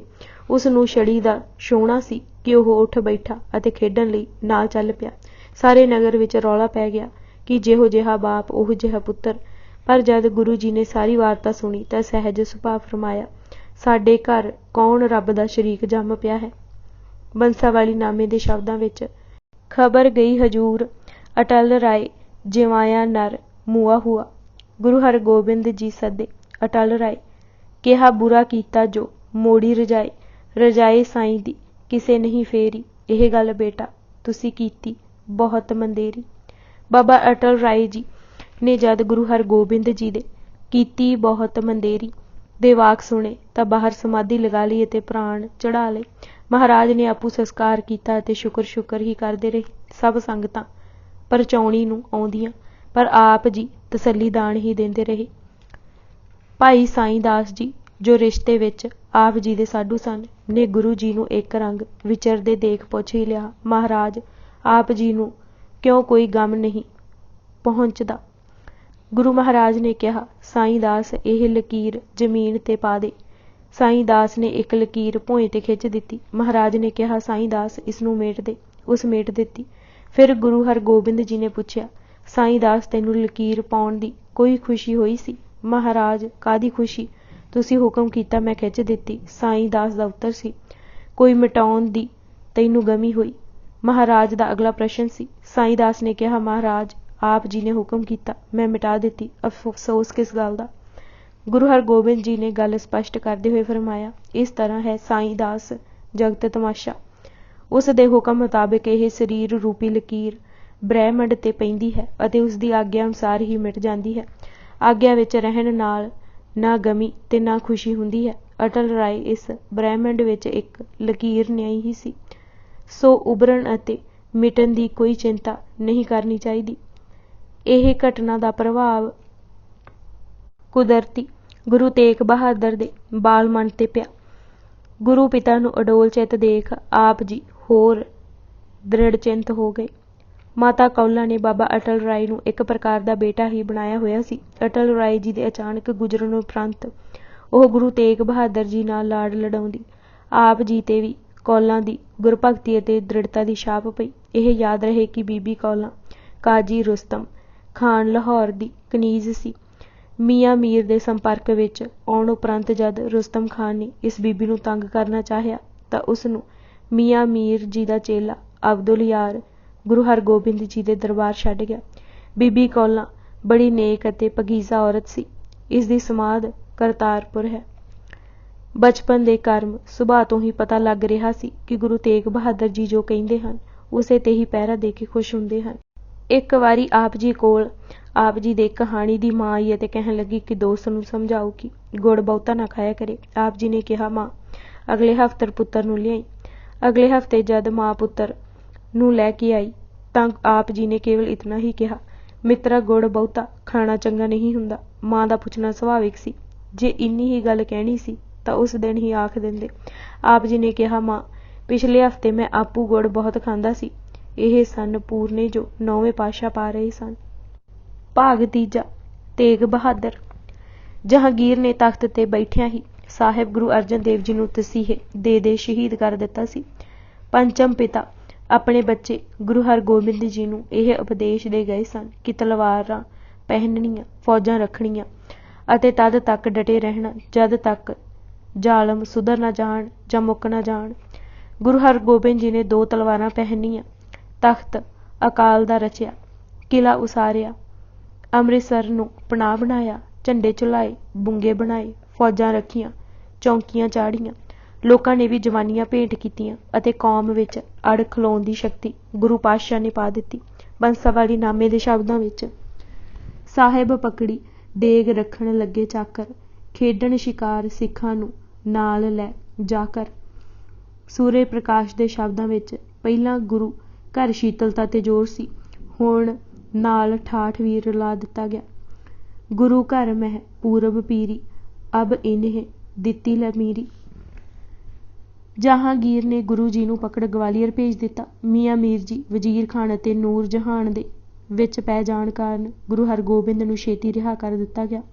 ਨੂਰ ਜਹਾਂ ਬੇਗਮ ਖਵੰਦ ਨੂੰ ਕਿਹਾ, ਐਸੇ ਫਕੀਰ ਜਾਤ ਹੈ ਸਾਈਂ ਦੀ, ਸਾਈਂ ਜੈਸੇ ਕੈਦ ਨਹੀਂ ਕਰੀਏ, ਕਹੇ ਕਹਾਏ ਫਕੀਰ ਦੀ ਮਾਰੀ ਕੋਈ ਨਹੀਂ ਮਿਟਾਏ। ਜਹਾਂਗੀਰ ਦੀ ਕੁੜੱਤਣ ਵੀ ਘਟੀ। ਉਹ ਆਪੂ ਅੰਮ੍ਰਿਤਸਰ ਆਇਆ। ਸਾਂਝਾਂ ਪੈਣ ਲੱਗੀਆਂ, ਦੋਸਤੀਆਂ ਹੋਈਆਂ। ਉਸ ਮਿਲੇ ਸਮੇਂ ਵਿਚਕਾਰ ਗੁਰੂ ਹਰਗੋਬਿੰਦ ਜੀ ਨੇ ਪ੍ਰਚਾਰ ਮੁਹਿੰਮਾਂ ਤੇਜ਼ ਕਰ ਦਿੱਤੀਆਂ। ਬਾਬਾ ਗੁਰਦਿੱਤਾ ਜੀ ਦੀ ਅਗਵਾਈ ਹੇਠ 4 ਧੁਨੀਆਂ ਨਿਯਤ ਕੀਤੀਆਂ ਗਈਆਂ। ਬਾਬਾ ਅਲਮਸਤ, ਬਾਬਾ ਗੋਇੰਦਾ ਜੀ, ਭਾਈ ਬਾਲੂ ਹਸਨਾ ਅਤੇ ਭਾਈ ਫੂਲ ਜੀ ਨੇ ਸਿੱਖੀ ਦੀ ਖੁਸ਼ਬੂ ਹਿੰਦੁਸਤਾਨ ਦੇ ਕੋਨੇ-ਕੋਨੇ ਵਿੱਚ ਪਹੁੰਚਾਈ। ਇਹ ਚੇਤਾ ਰਹੇ ਕਿ ਚਾਰੇ ਮਹਾਂਪੁਰਸ਼ ਕਸ਼ਮੀਰ ਦੇ ਰਹਿਣ ਵਾਲੇ ਸਨ। ਜਹਾਂਗੀਰ ਦਾ ਚਿੱਤ ਸੀ ਕਿ ਸ਼ਹਿਜ਼ਾਦਾ ਖੁਰਮ ਉਸ ਪਾਸ ਰਹੇ, ਪਰ ਸ਼ਾਹਜਹਾਨ ਨੂੰ ਸ਼ੱਕ ਸੀ ਕਿ ਨੂਰ ਜਹਾਂ ਉਸ ਨੂੰ ਜਿੰਦਾ ਨਹੀਂ ਛੱਡਣ ਲੱਗੀ, ਕਿਉਂਕਿ ਉਹ ਆਪਣੇ ਜਵਾਈ ਸ਼ਹਿਰਯਾਰ ਨੂੰ ਜਹਾਂਗੀਰ ਪਿੱਛੋਂ ਗੱਦੀ ਤੇ ਬਿਠਾਉਣਾ ਚਾਹੁੰਦੀ ਸੀ। ਸ਼ਾਹਜਹਾਨ ਨੇ ਪੰਜਾਬ ਆਉਣ ਤੋਂ ਇਨਕਾਰ ਕਰ ਦਿੱਤਾ। ਇੱਧਰ ਜਹਾਂਗੀਰ ਦਾ ਸਰੀਰ ਢਿੱਲਾ ਹੋਣਾ ਸ਼ੁਰੂ ਹੋ ਗਿਆ। ਨੂਰ ਜਹਾਂ ਹੀ ਅਸਲ ਹਿੰਦੁਸਤਾਨ ਦੀ ਮਲਿਕਾ ਸੀ। ਪੁਰਾਣੇ ਅਜਮਾਈ ਜਰਨੈਲ ਮਹਾਬਤ ਖਾਂ ਦਾ ਨਿਰਾਦਰ ਕਰ ਨੂਰ ਜਹਾਂ ਨੇ ਜਦ ਉਸ ਨੂੰ ਪੇਸ਼ ਹੋਣ ਲਈ ਕਿਹਾ ਤਾਂ ਉਸ ਨੇ ਜਹਾਂਗੀਰ ਨੂੰ ਹੀ ਜੇਲਮ ਕੰਢੇ ਗ੍ਰਿਫਤਾਰ ਕਰ ਲਿਆ। ਨੂਰ ਜਹਾਂ ਚਤੁਰਾਈ ਨਾਲ ਹੀ ਜਹਾਂਗੀਰ ਨੂੰ ਰਿਹਾ ਕਰਵਾ ਸਕੀ। ਜਹਾਂਗੀਰ ਇਤਨਾ ਕਮਜ਼ੋਰ ਹੋ ਚੁੱਕਾ ਸੀ ਕਿ ਉਹ ਹੁਣ ਘੋੜੇ ਤੇ ਸਵਾਰ ਵੀ ਨਹੀਂ ਸੀ ਹੋ ਸਕਦਾ। ਸੰਨ 1627 ਦੀ ਸਰਦੀ ਦੇ ਆਰੰਭ ਵਿੱਚ ਜਹਾਂਗੀਰ ਕਸ਼ਮੀਰ ਤੋਂ ਲਾਹੌਰ ਆ ਰਿਹਾ ਸੀ ਕਿ ਰਾਹ ਵਿੱਚ ਬਹਿਰਾਮ ਗਲਾ ਦੇ ਅਸਥਾਨ ਤੇ ਉਸ ਨੂੰ ਸ਼ਿਕਾਰ ਦਾ ਸ਼ੌਂਕ ਜਾਗਿਆ। ਸ਼ਿਕਾਰ ਖੇਡਦੇ ਸਮੇਂ ਇੱਕ ਐਸੀ ਦੁਰਘਟਨਾ ਹੋ ਗਈ ਕਿ ਬਾਦਸ਼ਾਹ ਬੇਚੈਨ ਹੋ ਗਿਆ। ਇੱਕ ਲੜਕਾ ਜੋ ਸ਼ਿਕਾਰ ਨੂੰ ਘੇਰ ਨਿਸ਼ਾਨੇ ਸਾਹਮਣੇ ਲਿਆਉਂਦਾ ਸੀ, ਅਣਜਾਣੇ ਉਸ ਉੱਚੀ ਚਟਾਨ ਤੋਂ ਐਸਾ ਡਿੱਗਾ ਕਿ ਉਸ ਦੀ ਡਿੱਗਦੇ ਸਾਰ ਮੌਤ ਹੋ ਗਈ। ਉਸ ਲੜਕੇ ਦੀ ਚੀਖ ਨੇ ਜਹਾਂਗੀਰ ਨੂੰ ਬੇਹਾਲ ਕਰ ਦਿੱਤਾ। ਇਕਬਾਲਨਾਮਾ ਵਿੱਚ ਲਿਖਿਆ ਹੈ ਕਿ ਜਦ ਉਸ ਸ਼ਾਮ ਸ਼ਰਾਬ ਦਾ ਪਿਆਲਾ ਲਿਆਂਦਾ ਗਿਆ ਤਾਂ ਜਹਾਂਗੀਰ ਪੀ ਨਾ ਸਕਿਆ। ਰਾਤ ਨੂੰ ਘਬਰਾਹਟ ਵਧਣ ਲੱਗੀ। ਰਜੌਰੀ ਪੁੱਜ ਕੇ ਜਹਾਂਗੀਰ ਦੀ ਹਾਲਤ ਬਹੁਤ ਹੀ ਵਿਗੜ ਗਈ ਅਤੇ ਸਾਹ ਲੈਣਾ ਵੀ ਮੁਸ਼ਕਿਲ ਹੋ ਗਿਆ। 8 ਨਵੰਬਰ 1627 ਨੂੰ ਸਵੇਰ ਸਮੇਂ ਚੰਗੇਜ਼ ਹਟੀ ਭਿੰਬਰ ਦੇ ਕਿਨਾਰੇ ਰੂਹ ਸਰੀਰ ਨੂੰ ਛੱਡ ਗਈ। ਨੂਰ ਜਹਾਂ ਉਸ ਦੇ ਮ੍ਰਿਤਕ ਸਰੀਰ ਨੂੰ ਲਾਹੌਰ ਲੈ ਆਈ ਅਤੇ ਰਾਵੀ ਦੇ ਕਿਨਾਰੇ, ਜਿੱਥੇ ਜਹਾਂਗੀਰ ਨੇ ਆਪਣਾ ਮਕਬਰਾ ਆਪ ਬਣਵਾਇਆ ਸੀ, ਦਫਨਾ ਦਿੱਤਾ। ਜਹਾਂਗੀਰ ਦੀ ਮੌਤ ਨਾਲ ਤਖ਼ਤ ਨਸ਼ੀਨੀ ਦੀ ਜੰਗ ਆਰੰਭ ਹੋ ਗਈ। ਸ਼ਾਹਜਹਾਂ ਜਹਾਂਗੀਰ ਦੀ ਮੌਤ ਵੇਲੇ ਦੂਰ ਦੱਖਣ ਵਿੱਚ ਸੀ। ਸ਼ਾਹਜਹਾਂ ਦਾ ਸਹੁਰਾ ਤਾਜ ਵਾਲੀ ਮੁਮਤਾਜ਼ ਮਹਿਲ ਦਾ ਪਿਓ ਆਸਿਫ ਖਾਨ ਖੁਸ਼ਕਿਸਮਤੀ ਨੂੰ ਸ਼ਾਹੀ ਲਸ਼ਕਰ ਦੇ ਨਾਲ ਸੀ। ਉਸਨੇ ਮੌਕਾ ਸੰਭਾਲ ਕੇ ਬਨਾਰਸੀ ਨਾਂ ਦੇ ਹਰਕਾਰੇ ਨੂੰ ਸ਼ਾਹਜਹਾਨ ਵੱਲ ਭੇਜਿਆ। ਚਿੱਠੀ ਲਿਖਣ ਦਾ ਸਮਾਂ ਨਹੀਂ ਸੀ, ਇਸ ਲਈ ਆਪਣੀ ਅੰਗੂਠੀ ਉਸ ਹਰਕਾਰੇ ਹੱਥ ਭੇਜ ਦਿੱਤੀ। ਖੁਸਰੋ ਦਾ ਬੇਟਾ ਦਾਵਰ ਬਖਸ਼ ਸ਼ਾਹੀ ਲਸ਼ਕਰ ਨਾਲ ਹੀ ਕੈਦ ਸੀ।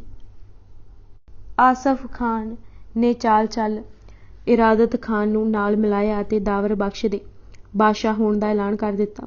ਆਸਿਫ ਖਾਨ ਸਮਾਂ ਚਾਹੁੰਦਾ ਸੀ। ਨੂਰ ਜਹਾਨ ਦੀ ਸਾਰੀ ਕੋਸ਼ਿਸ਼ ਸ਼ਹਿਰਯਾਰ ਨੂੰ ਤਖਤ ਦਾ ਮਾਲਕ ਬਣਾਉਣ ਦੀ ਸੀ। ਨੂਰ ਜਹਾਨ ਨੇ ਆਪਣੇ ਭਰਾ ਆਸਿਫ ਖਾਨ ਨੂੰ ਮੁਲਾਕਾਤ ਲਈ ਬੁਲਾਇਆ, ਪਰ ਉਹ ਟਾਲਦਾ ਹੀ ਰਿਹਾ। ਭਿੰਬਰ ਦੇ ਅਸਥਾਨ 'ਤੇ ਜੁਮੇ ਦੀ ਨਮਾਜ਼ ਉਪਰੰਤ ਦਾਵਰ ਬਖਸ਼ ਦੇ ਨਾਂ ਦਾ ਖੁਤਬਾ ਪੜ੍ਹ ਦਿੱਤਾ ਗਿਆ। ਸ਼ਹਿਰਯਾਰ ਉਸ ਸਮੇਂ ਲਾਹੌਰ ਸੀ ਅਤੇ ਜਹਾਂਗੀਰ ਦੀ ਮੌਤ ਸੁਣ ਕੇ ਲਾਡਲੀ ਬੇਗਮ ਨਾਲ ਸਲਾਹ ਕਰਕੇ ਉਸਨੇ ਆਪਣੇ ਆਪ ਨੂੰ ਬਾਦਸ਼ਾਹ ਹੋਣ ਦਾ ਐਲਾਨ ਕਰ ਦਿੱਤਾ। ਫੌਜਾਂ ਨੂੰ ਆਪਣੇ ਵੱਲ ਦਾ ਕਰਨ ਖਾਤਰ ਦੌਲਤ ਲੁਟਾਉਣੀ ਸ਼ੁਰੂ ਕਰ ਦਿੱਤੀ।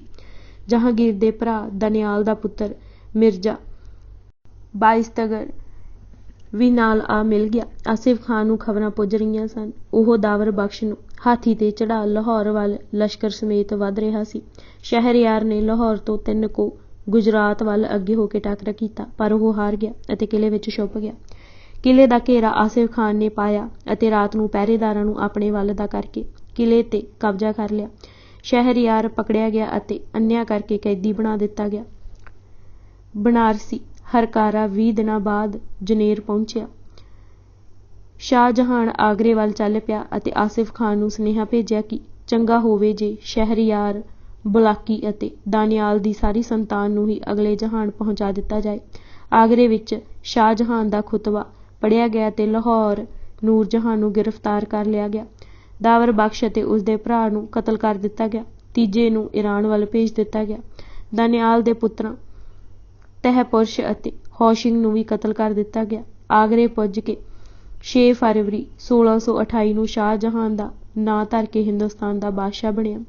ਸ਼ਾਹਜਹਾਨ ਨੇ ਲਾਹੌਰ ਆਉਣ ਦਾ ਪ੍ਰੋਗਰਾਮ ਨਾ ਬਣਾਇਆ ਅਤੇ ਖਿਦਮਤ ਪ੍ਰਸਤ ਖਾਨ ਰਜਾ ਬਹਾਦਰ ਨੂੰ ਲਾਹੌਰ ਦਾ ਹਾਕਮ ਨਿਯਤ ਕੀਤਾ, ਪਰ ਛੇਤੀ ਹੀ ਆਸਿਫ ਖਾਨ ਨੂੰ ਲਾਹੌਰ ਦਾ ਸਮੁੱਚਾ ਹਾਕਮ ਬਣਾ ਦਿੱਤਾ ਗਿਆ। ਆਸਿਫ ਖਾਨ ਕੋਲ ਵਜ਼ੀਰੇ ਆਜ਼ਮ ਅਤੇ ਹੋਰ ਕਈ ਐਸੇ ਫਰਜ਼ ਸਨ, ਇਸ ਲਈ 1628 ਈਸਵੀ ਦੇ ਅਖੀਰ ਵਿੱਚ ਕਲੀਜ ਖਾਨ ਨੂੰ ਗਵਰਨਰ ਥਾਪ ਦਿੱਤਾ ਗਿਆ। ਅਗਲੇ ਸਾਲ ਕਲੀਜ ਖਾਨ ਦੀ ਤਬਦੀਲੀ ਇਲਾਹਾਬਾਦ ਕਰ ਦਿੱਤੀ ਗਈ ਅਤੇ ਇਨਾਇਤ ਈਜ਼ਦੀ ਨੂੰ ਲਾਹੌਰ ਦਾ ਹਾਕਮ ਮੁਕਰਰ ਕੀਤਾ ਗਿਆ। 1632 ਈਸਵੀ ਵਿੱਚ ਇਨਾਇਤ ਨੂੰ ਨਾਅਹਿਲ ਦੇਖ ਕੇ ਉਸਦੀ ਥਾਂ ਵਜ਼ੀਰ ਖਾਨ ਮੁਕਰਰ ਕੀਤਾ ਗਿਆ। ਵਜ਼ੀਰ ਖਾਨ ਨੂੰ ਸਿੱਖ ਇਤਿਹਾਸ ਵਿੱਚ ਗੁਰੂ ਦਾ ਹਰਕਾਰਾ ਕਿਹਾ ਗਿਆ ਹੈ। ਉਹ ਇੱਕ ਤਕੜਾ ਸੁਚੱਜਾ ਪ੍ਰਬੰਧਕ ਸੀ। ਅੰਮ੍ਰਿਤਸਰ ਬੈਠੇ ਗੁਰੂ ਹਰਗੋਬਿੰਦ ਜੀ ਇਹਨਾਂ ਸਾਰੀਆਂ ਵਾਪਰੀਆਂ ਘਟਨਾਵਾਂ ਨੂੰ ਨੀਝ ਲਾ ਕੇ ਦੇਖ ਰਹੇ ਸਨ। ਉਹ ਜਾਣਦੇ ਸਨ ਕਿ ਹਾਲਾਤ ਦਿਨੋਂ ਦਿਨ ਵਿਗੜ ਰਹੇ ਹਨ ਅਤੇ ਸੰਭਵ ਸੀ ਕਿ ਮਾੜੀ ਸੁਰਤ ਧਾਰ ਜਾਣ। ਆਸਫ ਖਾਨ ਨੇ ਪਹਾੜੀ ਰਾਜਿਆਂ ਨੂੰ ਲਾਹੌਰ ਬੁਲਾਇਆ ਕਿ ਉਹ ਨਵੇਂ ਬਾਦਸ਼ਾਹ ਨੂੰ ਸਲਾਮੀ ਦੇ ਜਾਣ। ਰਾਜੇ ਸ਼੍ਰੀ ਅੰਮ੍ਰਿਤਸਰ ਵੀ ਆਏ। ਮਹਾਰਾਜ ਨੇ ਕਮਜ਼ੋਰੀ ਤੋਂ ਉਤਾਂਹ ਉੱਠਣ ਲਈ ਕਿਹਾ। ਉਹਨਾਂ ਨੇ ਗੁਰੂ ਜੀ ਨੂੰ ਲਾਹੌਰ ਤੋਂ ਦੂਰ ਕੋਈ ਹੋਰ ਟਿਕਾਣਾ ਬਣਾਉਣ ਲਈ ਬੇਨਤੀ ਕੀਤੀ। ਬਾਬਾ ਗੁਰਦਿੱਤਾ ਜੀ ਟਿਕਾਣਾ ਦੇਖਣ ਗਏ। ਉਹਨਾਂ ਹੰਡੂਰ ਦੀ ਜੂਹ ਨੂੰ ਪਸੰਦ ਕੀਤਾ ਅਤੇ ਗੁਰੂ ਜੀ ਆਪੂ ਥਾਂ ਦੇਖਣ ਆਏ। ਥਾਂ ਪਸੰਦ ਆਉਣ 'ਤੇ ਆਪ ਜੀ ਨੇ ਨਗਰ ਦੀ ਨੀਂਹ ਰੱਖੀ ਅਤੇ ਨਾਮ ਕਿਰਤਪੁਰ ਰੱਖਿਆ। ਇਸ ਨਗਰ ਦਾ ਵਸਣਾ ਸਿੱਖ ਲਹਿਰ ਦਾ ਅਗਲਾ ਕਦਮ ਸੀ। ਇੱਕ ਤਾਂ ਕਿਰਤਪੁਰ ਜਰਨੈਲੀ ਸੜਕ ਤੋਂ ਦੂਰ ਸੀ ਅਤੇ ਦੂਜੇ ਪਹਾੜੀ ਰਾਜਿਆਂ ਵਿੱਚ ਘਿਰਿਆ ਸੀ ਜੋ ਗੁਰੂ ਦੀ ਕਿਰਪਾ ਨਾਲ ਹੀ ਗਵਾਲੀਅਰ ਵਿੱਚੋਂ ਰਿਹਾ ਹੋ ਕੇ ਆਏ ਸਨ। ਬਾਬਾ ਗੁਰਦਿੱਤਾ ਜੀ ਨੇ ਪੂਰਾ ਧਿਆਨ ਨਗਰ ਦੇ ਵਸਾਉਣ 'ਤੇ ਲਗਾ ਦਿੱਤਾ। ਵਿਸਾਖੀ ਦਾ ਪੁਰਬ ਵੀ ਕਿਰਤਪੁਰ ਹੀ ਮਨਾਇਆ ਗਿਆ। ਬਾਦਸ਼ਾਹ ਬਣਨ ਉਪਰੰਤ ਹੀ ਸ਼ਾਹਜਹਾਨ ਲਾਹੌਰ ਨਾ ਆਇਆ। ਪਹਿਲੀ ਵਾਰੀ ਸ਼ਾਹਜਹਾਨ ਲਾਹੌਰ ਸੰਨ 1633 ਵਿੱਚ ਹੀ ਆਇਆ, ਉਹ ਵੀ ਬਹੁਤ ਥੋੜ੍ਹੇ ਸਮੇਂ ਲਈ। ਸੋ ਲਾਹੌਰ ਦੇ ਹਾਕਮਾਂ ਵਿੱਚ ਮਨਮਾਨੀ ਕਰਨ ਦਾ ਸੁਭਾਅ ਆ ਜਾਣਾ ਸੁਭਾਵਿਕ ਸੀ। 1 ਸਾਲ ਅੰਦਰ ਸ਼ਾਹਜਹਾਨ ਨੇ 3 ਗਵਰਨਰ ਬਦਲਾਏ ਅਤੇ ਅਖੀਰ ਕੁਲੀਜ ਖਾਨ ਨੂੰ ਨਿਯਤ ਕੀਤਾ। ਕੁਲੀਜ ਖਾਨ ਗੁਰੂ ਅਰਜਨ ਦੇਵ ਜੀ ਦੀ ਸ਼ਹਾਦਤ ਸਮੇਂ ਲਾਹੌਰ ਦਾ ਫੌਜਦਾਰ ਸੀ। ਇਸ ਪਦਵੀ ਨੂੰ ਧਾਰਨ ਕਰਦੇ ਸਾਰ ਉਸਨੇ ਆਪਣਾ ਧਿਆਨ ਗੁਰੂ ਹਰਗੋਬਿੰਦ ਜੀ ਵੱਲ ਮੋੜਿਆ। ਫਿਰ ਸ਼ਾਹਜਹਾਨ ਦੇ ਐਸੇ ਫਰਮਾਨ ਵੀ ਆ ਰਹੇ ਸਨ ਕਿ ਸਿਵਾਏ ਮੁਸਲਮਾਨਾਂ ਤੋਂ ਕੋਈ ਧਰਮ ਪ੍ਰਚਾਰ ਅਤੇ ਵਾਧਾ ਨਹੀਂ ਕਰ ਸਕਦਾ। ਇੱਕ ਫਰਮਾਨ ਇਹ ਸੀ ਕਿ ਮੰਦਰ ਜੋ ਉਸਾਰੀ ਹੇਠ ਸਨ ਅਤੇ ਜਿਨ੍ਹਾਂ ਨੂੰ ਕੁਝ ਸਾਲ ਹੀ ਬਣਿਆ ਹੋਏ ਸਨ, ਉਹਨਾਂ ਨੂੰ ਤੋੜ ਭੰਨ ਦਿੱਤਾ ਜਾਏ। ਸਿੱਖ ਲਹਿਰ 'ਤੇ ਵੀ ਇਸ ਫਰਮਾਨ ਦਾ ਅਸਰ ਪਿਆ। ਇਸੇ ਫਰਮਾਨ ਦਾ ਸਹਾਰਾ ਲੈ ਕੇ ਬੌਲੀ ਸਾਹਿਬ ਲਾਹੌਰ ਦਾ ਗੁਰਦੁਆਰਾ ਢਾਹ ਦਿੱਤਾ ਗਿਆ ਅਤੇ ਇਹ ਸਿੱਟਾ ਕੱਢਣਾ ਕੋਈ ਮੁਸ਼ਕਿਲ ਨਹੀਂ ਸੀ ਕਿ ਅਗਲਾ ਹਮਲਾ ਸ਼੍ਰੀ ਅੰਮ੍ਰਿਤਸਰ 'ਤੇ ਹੋਵੇਗਾ। ਕਲੀਜ ਖਾਨ ਦਾ ਦੀਵਾਨ ਅਬੁਲ ਹਸਨ ਸੀ। ਫੌਜਦਾਰ ਮੁਖਲਿਸ ਖਾਂ ਜੋ ਨਕਸ਼ਬੰਦੀ ਸੀ। ਮੁਖਲਿਸ ਖਾਂ ਫੌਜਦਾਰ ਹੋਣ ਕਾਰਨ ਆਪਣੀ ਹੋਂਦ ਨੂੰ ਜਤਲਾਉਂਦਾ ਰਹਿੰਦਾ ਸੀ। ਕਲੀਜ ਖਾਨ ਦਾ ਗਵਰਨਰ ਬਣਨਾ ਸੁਣ ਕੇ ਚੰਦੂ ਦਾ ਪੁੱਤਰ ਕਰਮ ਚੰਦ ਵੀ ਆਪਣਾ ਹੱਕ ਲੈਣ ਲਈ ਲਾਹੌਰ ਪੁੱਜਾ। ਬਾਬਾ ਪ੍ਰਿਥੀ ਚੰਦ ਦੇ ਪੁੱਤਰ ਮਿਹਰਬਾਨ ਨੇ ਸੁਲਹੀ ਖਾਨ ਦੇ ਪੁੱਤਰ ਜਮਾਲ ਖਾਨ ਨੂੰ ਗੁਰੂ ਹਰਗੋਬਿੰਦ ਵਿਰੁੱਧ ਚੁੱਕਿਆ ਅਤੇ ਜਲੰਧਰ ਦੇ ਨਵਾਬ ਅਬਦੁਲ ਖਾਨ ਨੇ ਵੀ ਆਪਣੀ ਸ਼ਿਕਾਇਤ ਭੇਜੀ। ਜੰਗਾਂ ਕਈ ਛੋਟੀਆਂ-ਮੋਟੀਆਂ ਸ਼ਿਕਾਇਤਾਂ ਹੋਰ ਬਣਾ ਲਈਆਂ ਗਈਆਂ। ਸ਼ਾਹੀ ਬਾਜ ਨੂੰ ਸਿੱਖ ਫੌਜਾਂ ਦੇ ਕਬਜ਼ੇ ਵਿੱਚ ਕਰਨ ਨੂੰ ਇਹ ਕਹਿ ਕੇ ਉਡਾਇਆ ਗਿਆ ਕਿ ਅੱਜ ਬਾਜ ਨੂੰ ਹੱਥ ਪਾਇਆਂ ਨੇ ਕੱਲ੍ਹ ਤਾਜ ਨੂੰ ਪਾਉਣਗੇ। ਬੰਸਾਵਾਲੀ ਨਾਮੇ ਨੇ ਠੀਕ ਲਿਖਿਆ ਹੈ ਕਿ ਵੱਡੀ ਸ਼ਿਕਾਇਤ ਹੀ ਇਹ ਸੀ। ਬੰਦਾ ਹੋਏ ਕੇ ਸੱਚਾ ਪਾਤਸ਼ਾਹ ਖਵਾਏ, ਬੰਦਾ ਹੋਏ ਕੇ ਖੁਦਾਏ ਅਖਾਏ, ਜਿਸ ਨੂੰ ਮਾਰਨਾ ਕੁਰਾਨ ਫਰਮਾਏ। ਕੁਲੀਜ ਖਾਨ ਨੇ ਆਪਣੇ ਫੌਜਦਾਰ ਮੁਖਲਿਸ ਖਾਂ, ਜਿਸ ਨੂੰ ਜ਼ਫਰ ਜੰਗ ਦਾ ਖਿਤਾਬ ਵੀ ਮਿਲਿਆ ਹੋਇਆ ਸੀ, ਨੂੰ 7000 ਫੌਜ ਦੇ ਕੇ ਅੰਮ੍ਰਿਤਸਰ ਤੇ ਅਚਾਨਕ ਹਮਲਾ ਕਰਨ ਲਈ ਭੇਜਿਆ। ਗੁਰੂ ਹਰਗੋਬਿੰਦ ਜੀ ਆਪਣੀ ਲੜਕੀ ਵੀਰੋ ਦੀ ਸ਼ਾਦੀ ਵਿੱਚ ਰੁੱਝੇ ਹੋਏ ਸਨ। ਅਗਲੇ ਦਿਨ ਬਰਾਤ ਆਉਣ ਵਾਲੀ ਸੀ। 15 ਮਈ 1628 ਨੂੰ ਇਹ ਜੰਗ ਹੋਈ। ਮੁਖਲਿਸ ਖਾਨ ਦੀ ਜਦ ਇਸ ਜੰਗ ਵਿੱਚ ਕੋਈ ਪੇਸ਼ ਨਾ ਗਈ ਤਾਂ ਉਸਨੇ ਇਸ ਪ੍ਰਕਾਰ ਦੀ ਚਿੱਠੀ ਲਿਖੀ। ਫਕੀਰ ਹੁੰਦਿਆਂ ਤੁਹਾਨੂੰ ਲੜਾਈ ਨਹੀਂ ਸੋਭਦੀ, ਸੋ ਭਲਾ ਇਸ ਵਿੱਚ ਹੈ ਕਿ ਪਿਛਲੀ ਤੇ ਪਛਤਾਓ ਅਤੇ ਅਗਾਂਹ ਲਈ ਬਚ ਕੇ ਟੁਰੋ। ਗੁਰੂ ਜੀ ਦਾ ਉੱਤਰ ਸੀ, ਇਹ ਠੀਕ ਹੈ ਕਿ ਅਸੀਂ ਫਕੀਰ ਹਾਂ, ਮੱਲਾਂ ਨਹੀਂ ਮਾਰਨੀਆਂ, ਪਰ ਕਿਸੇ ਨੂੰ ਅਣਖਾਂ ਵੀ ਨਹੀਂ ਰੋਲਣ ਦੇਣੀਆਂ। ਦਵੱਲੀ ਜੰਗ ਵਿੱਚ ਵੀ ਅਬਦੁੱਲਾ ਖਾਂ ਮਾਰਿਆ ਗਿਆ। ਗੁਰੂ ਤੇਗ ਬਹਾਦਰ ਜੀ ਇਸ ਜੰਗ ਵਿੱਚ ਅਜੇ ਮਸਾਂ 7 ਕੁ ਸਾਲਾਂ ਦੇ ਸਨ, ਪਰ ਉਹਨਾਂ ਕਿਲੇ ਵਿੱਚ ਰਹਿ ਕੇ ਸਾਰੀ ਜੰਗ ਅੱਖੀਂ ਡਿੱਠੀ। ਦੂਜੀ ਜੰਗ ਹਰਗੋਬਿੰਦਪੁਰ ਦੇ ਅਸਥਾਨ ਤੇ ਸਤੰਬਰ 1629 ਈਸਵੀ ਨੂੰ ਹੋਈ। ਇਸ ਜੰਗ ਵਿੱਚ ਵੀ ਅਬਦੁੱਲਾ ਖਾਂ ਅਤੇ ਉਸਦੇ ਸਾਥੀ ਗੁਰੂ ਜੀ ਹੱਥੋਂ ਮਾਰੇ ਗਏ। ਇਸ ਜੰਗ ਦਾ ਵੱਡਾ ਕੌਤਕ ਇਹ ਸੀ ਕਿ ਜਦ ਮੀਰੀ ਦੀ ਤਲਵਾਰ ਲੜਦਿਆਂ ਲੜਦਿਆਂ ਟੁੱਟ ਗਈ ਤਾਂ ਆਪ ਜੀ ਨੇ ਪੀਰੀ ਦੀ ਤਲਵਾਰ ਨਾਲ ਮਾਰਨਾ ਮੁਨਾਸਿਬ ਨਾ ਸਮਝਿਆ। ਹੱਥੀਂ ਪਟਕਾ ਕੇ ਐਸਾ ਮਾਰਿਆ ਕਿ ਉਸ ਦੇ ਪ੍ਰਾਣ ਨਿਕਲ ਗਏ। ਇਹ ਜੰਗ ਵੀ ਗੁਰੂ ਤੇਗ ਬਹਾਦਰ ਜੀ ਨੇ ਅੱਖੀਂ ਡਿੱਠੀ।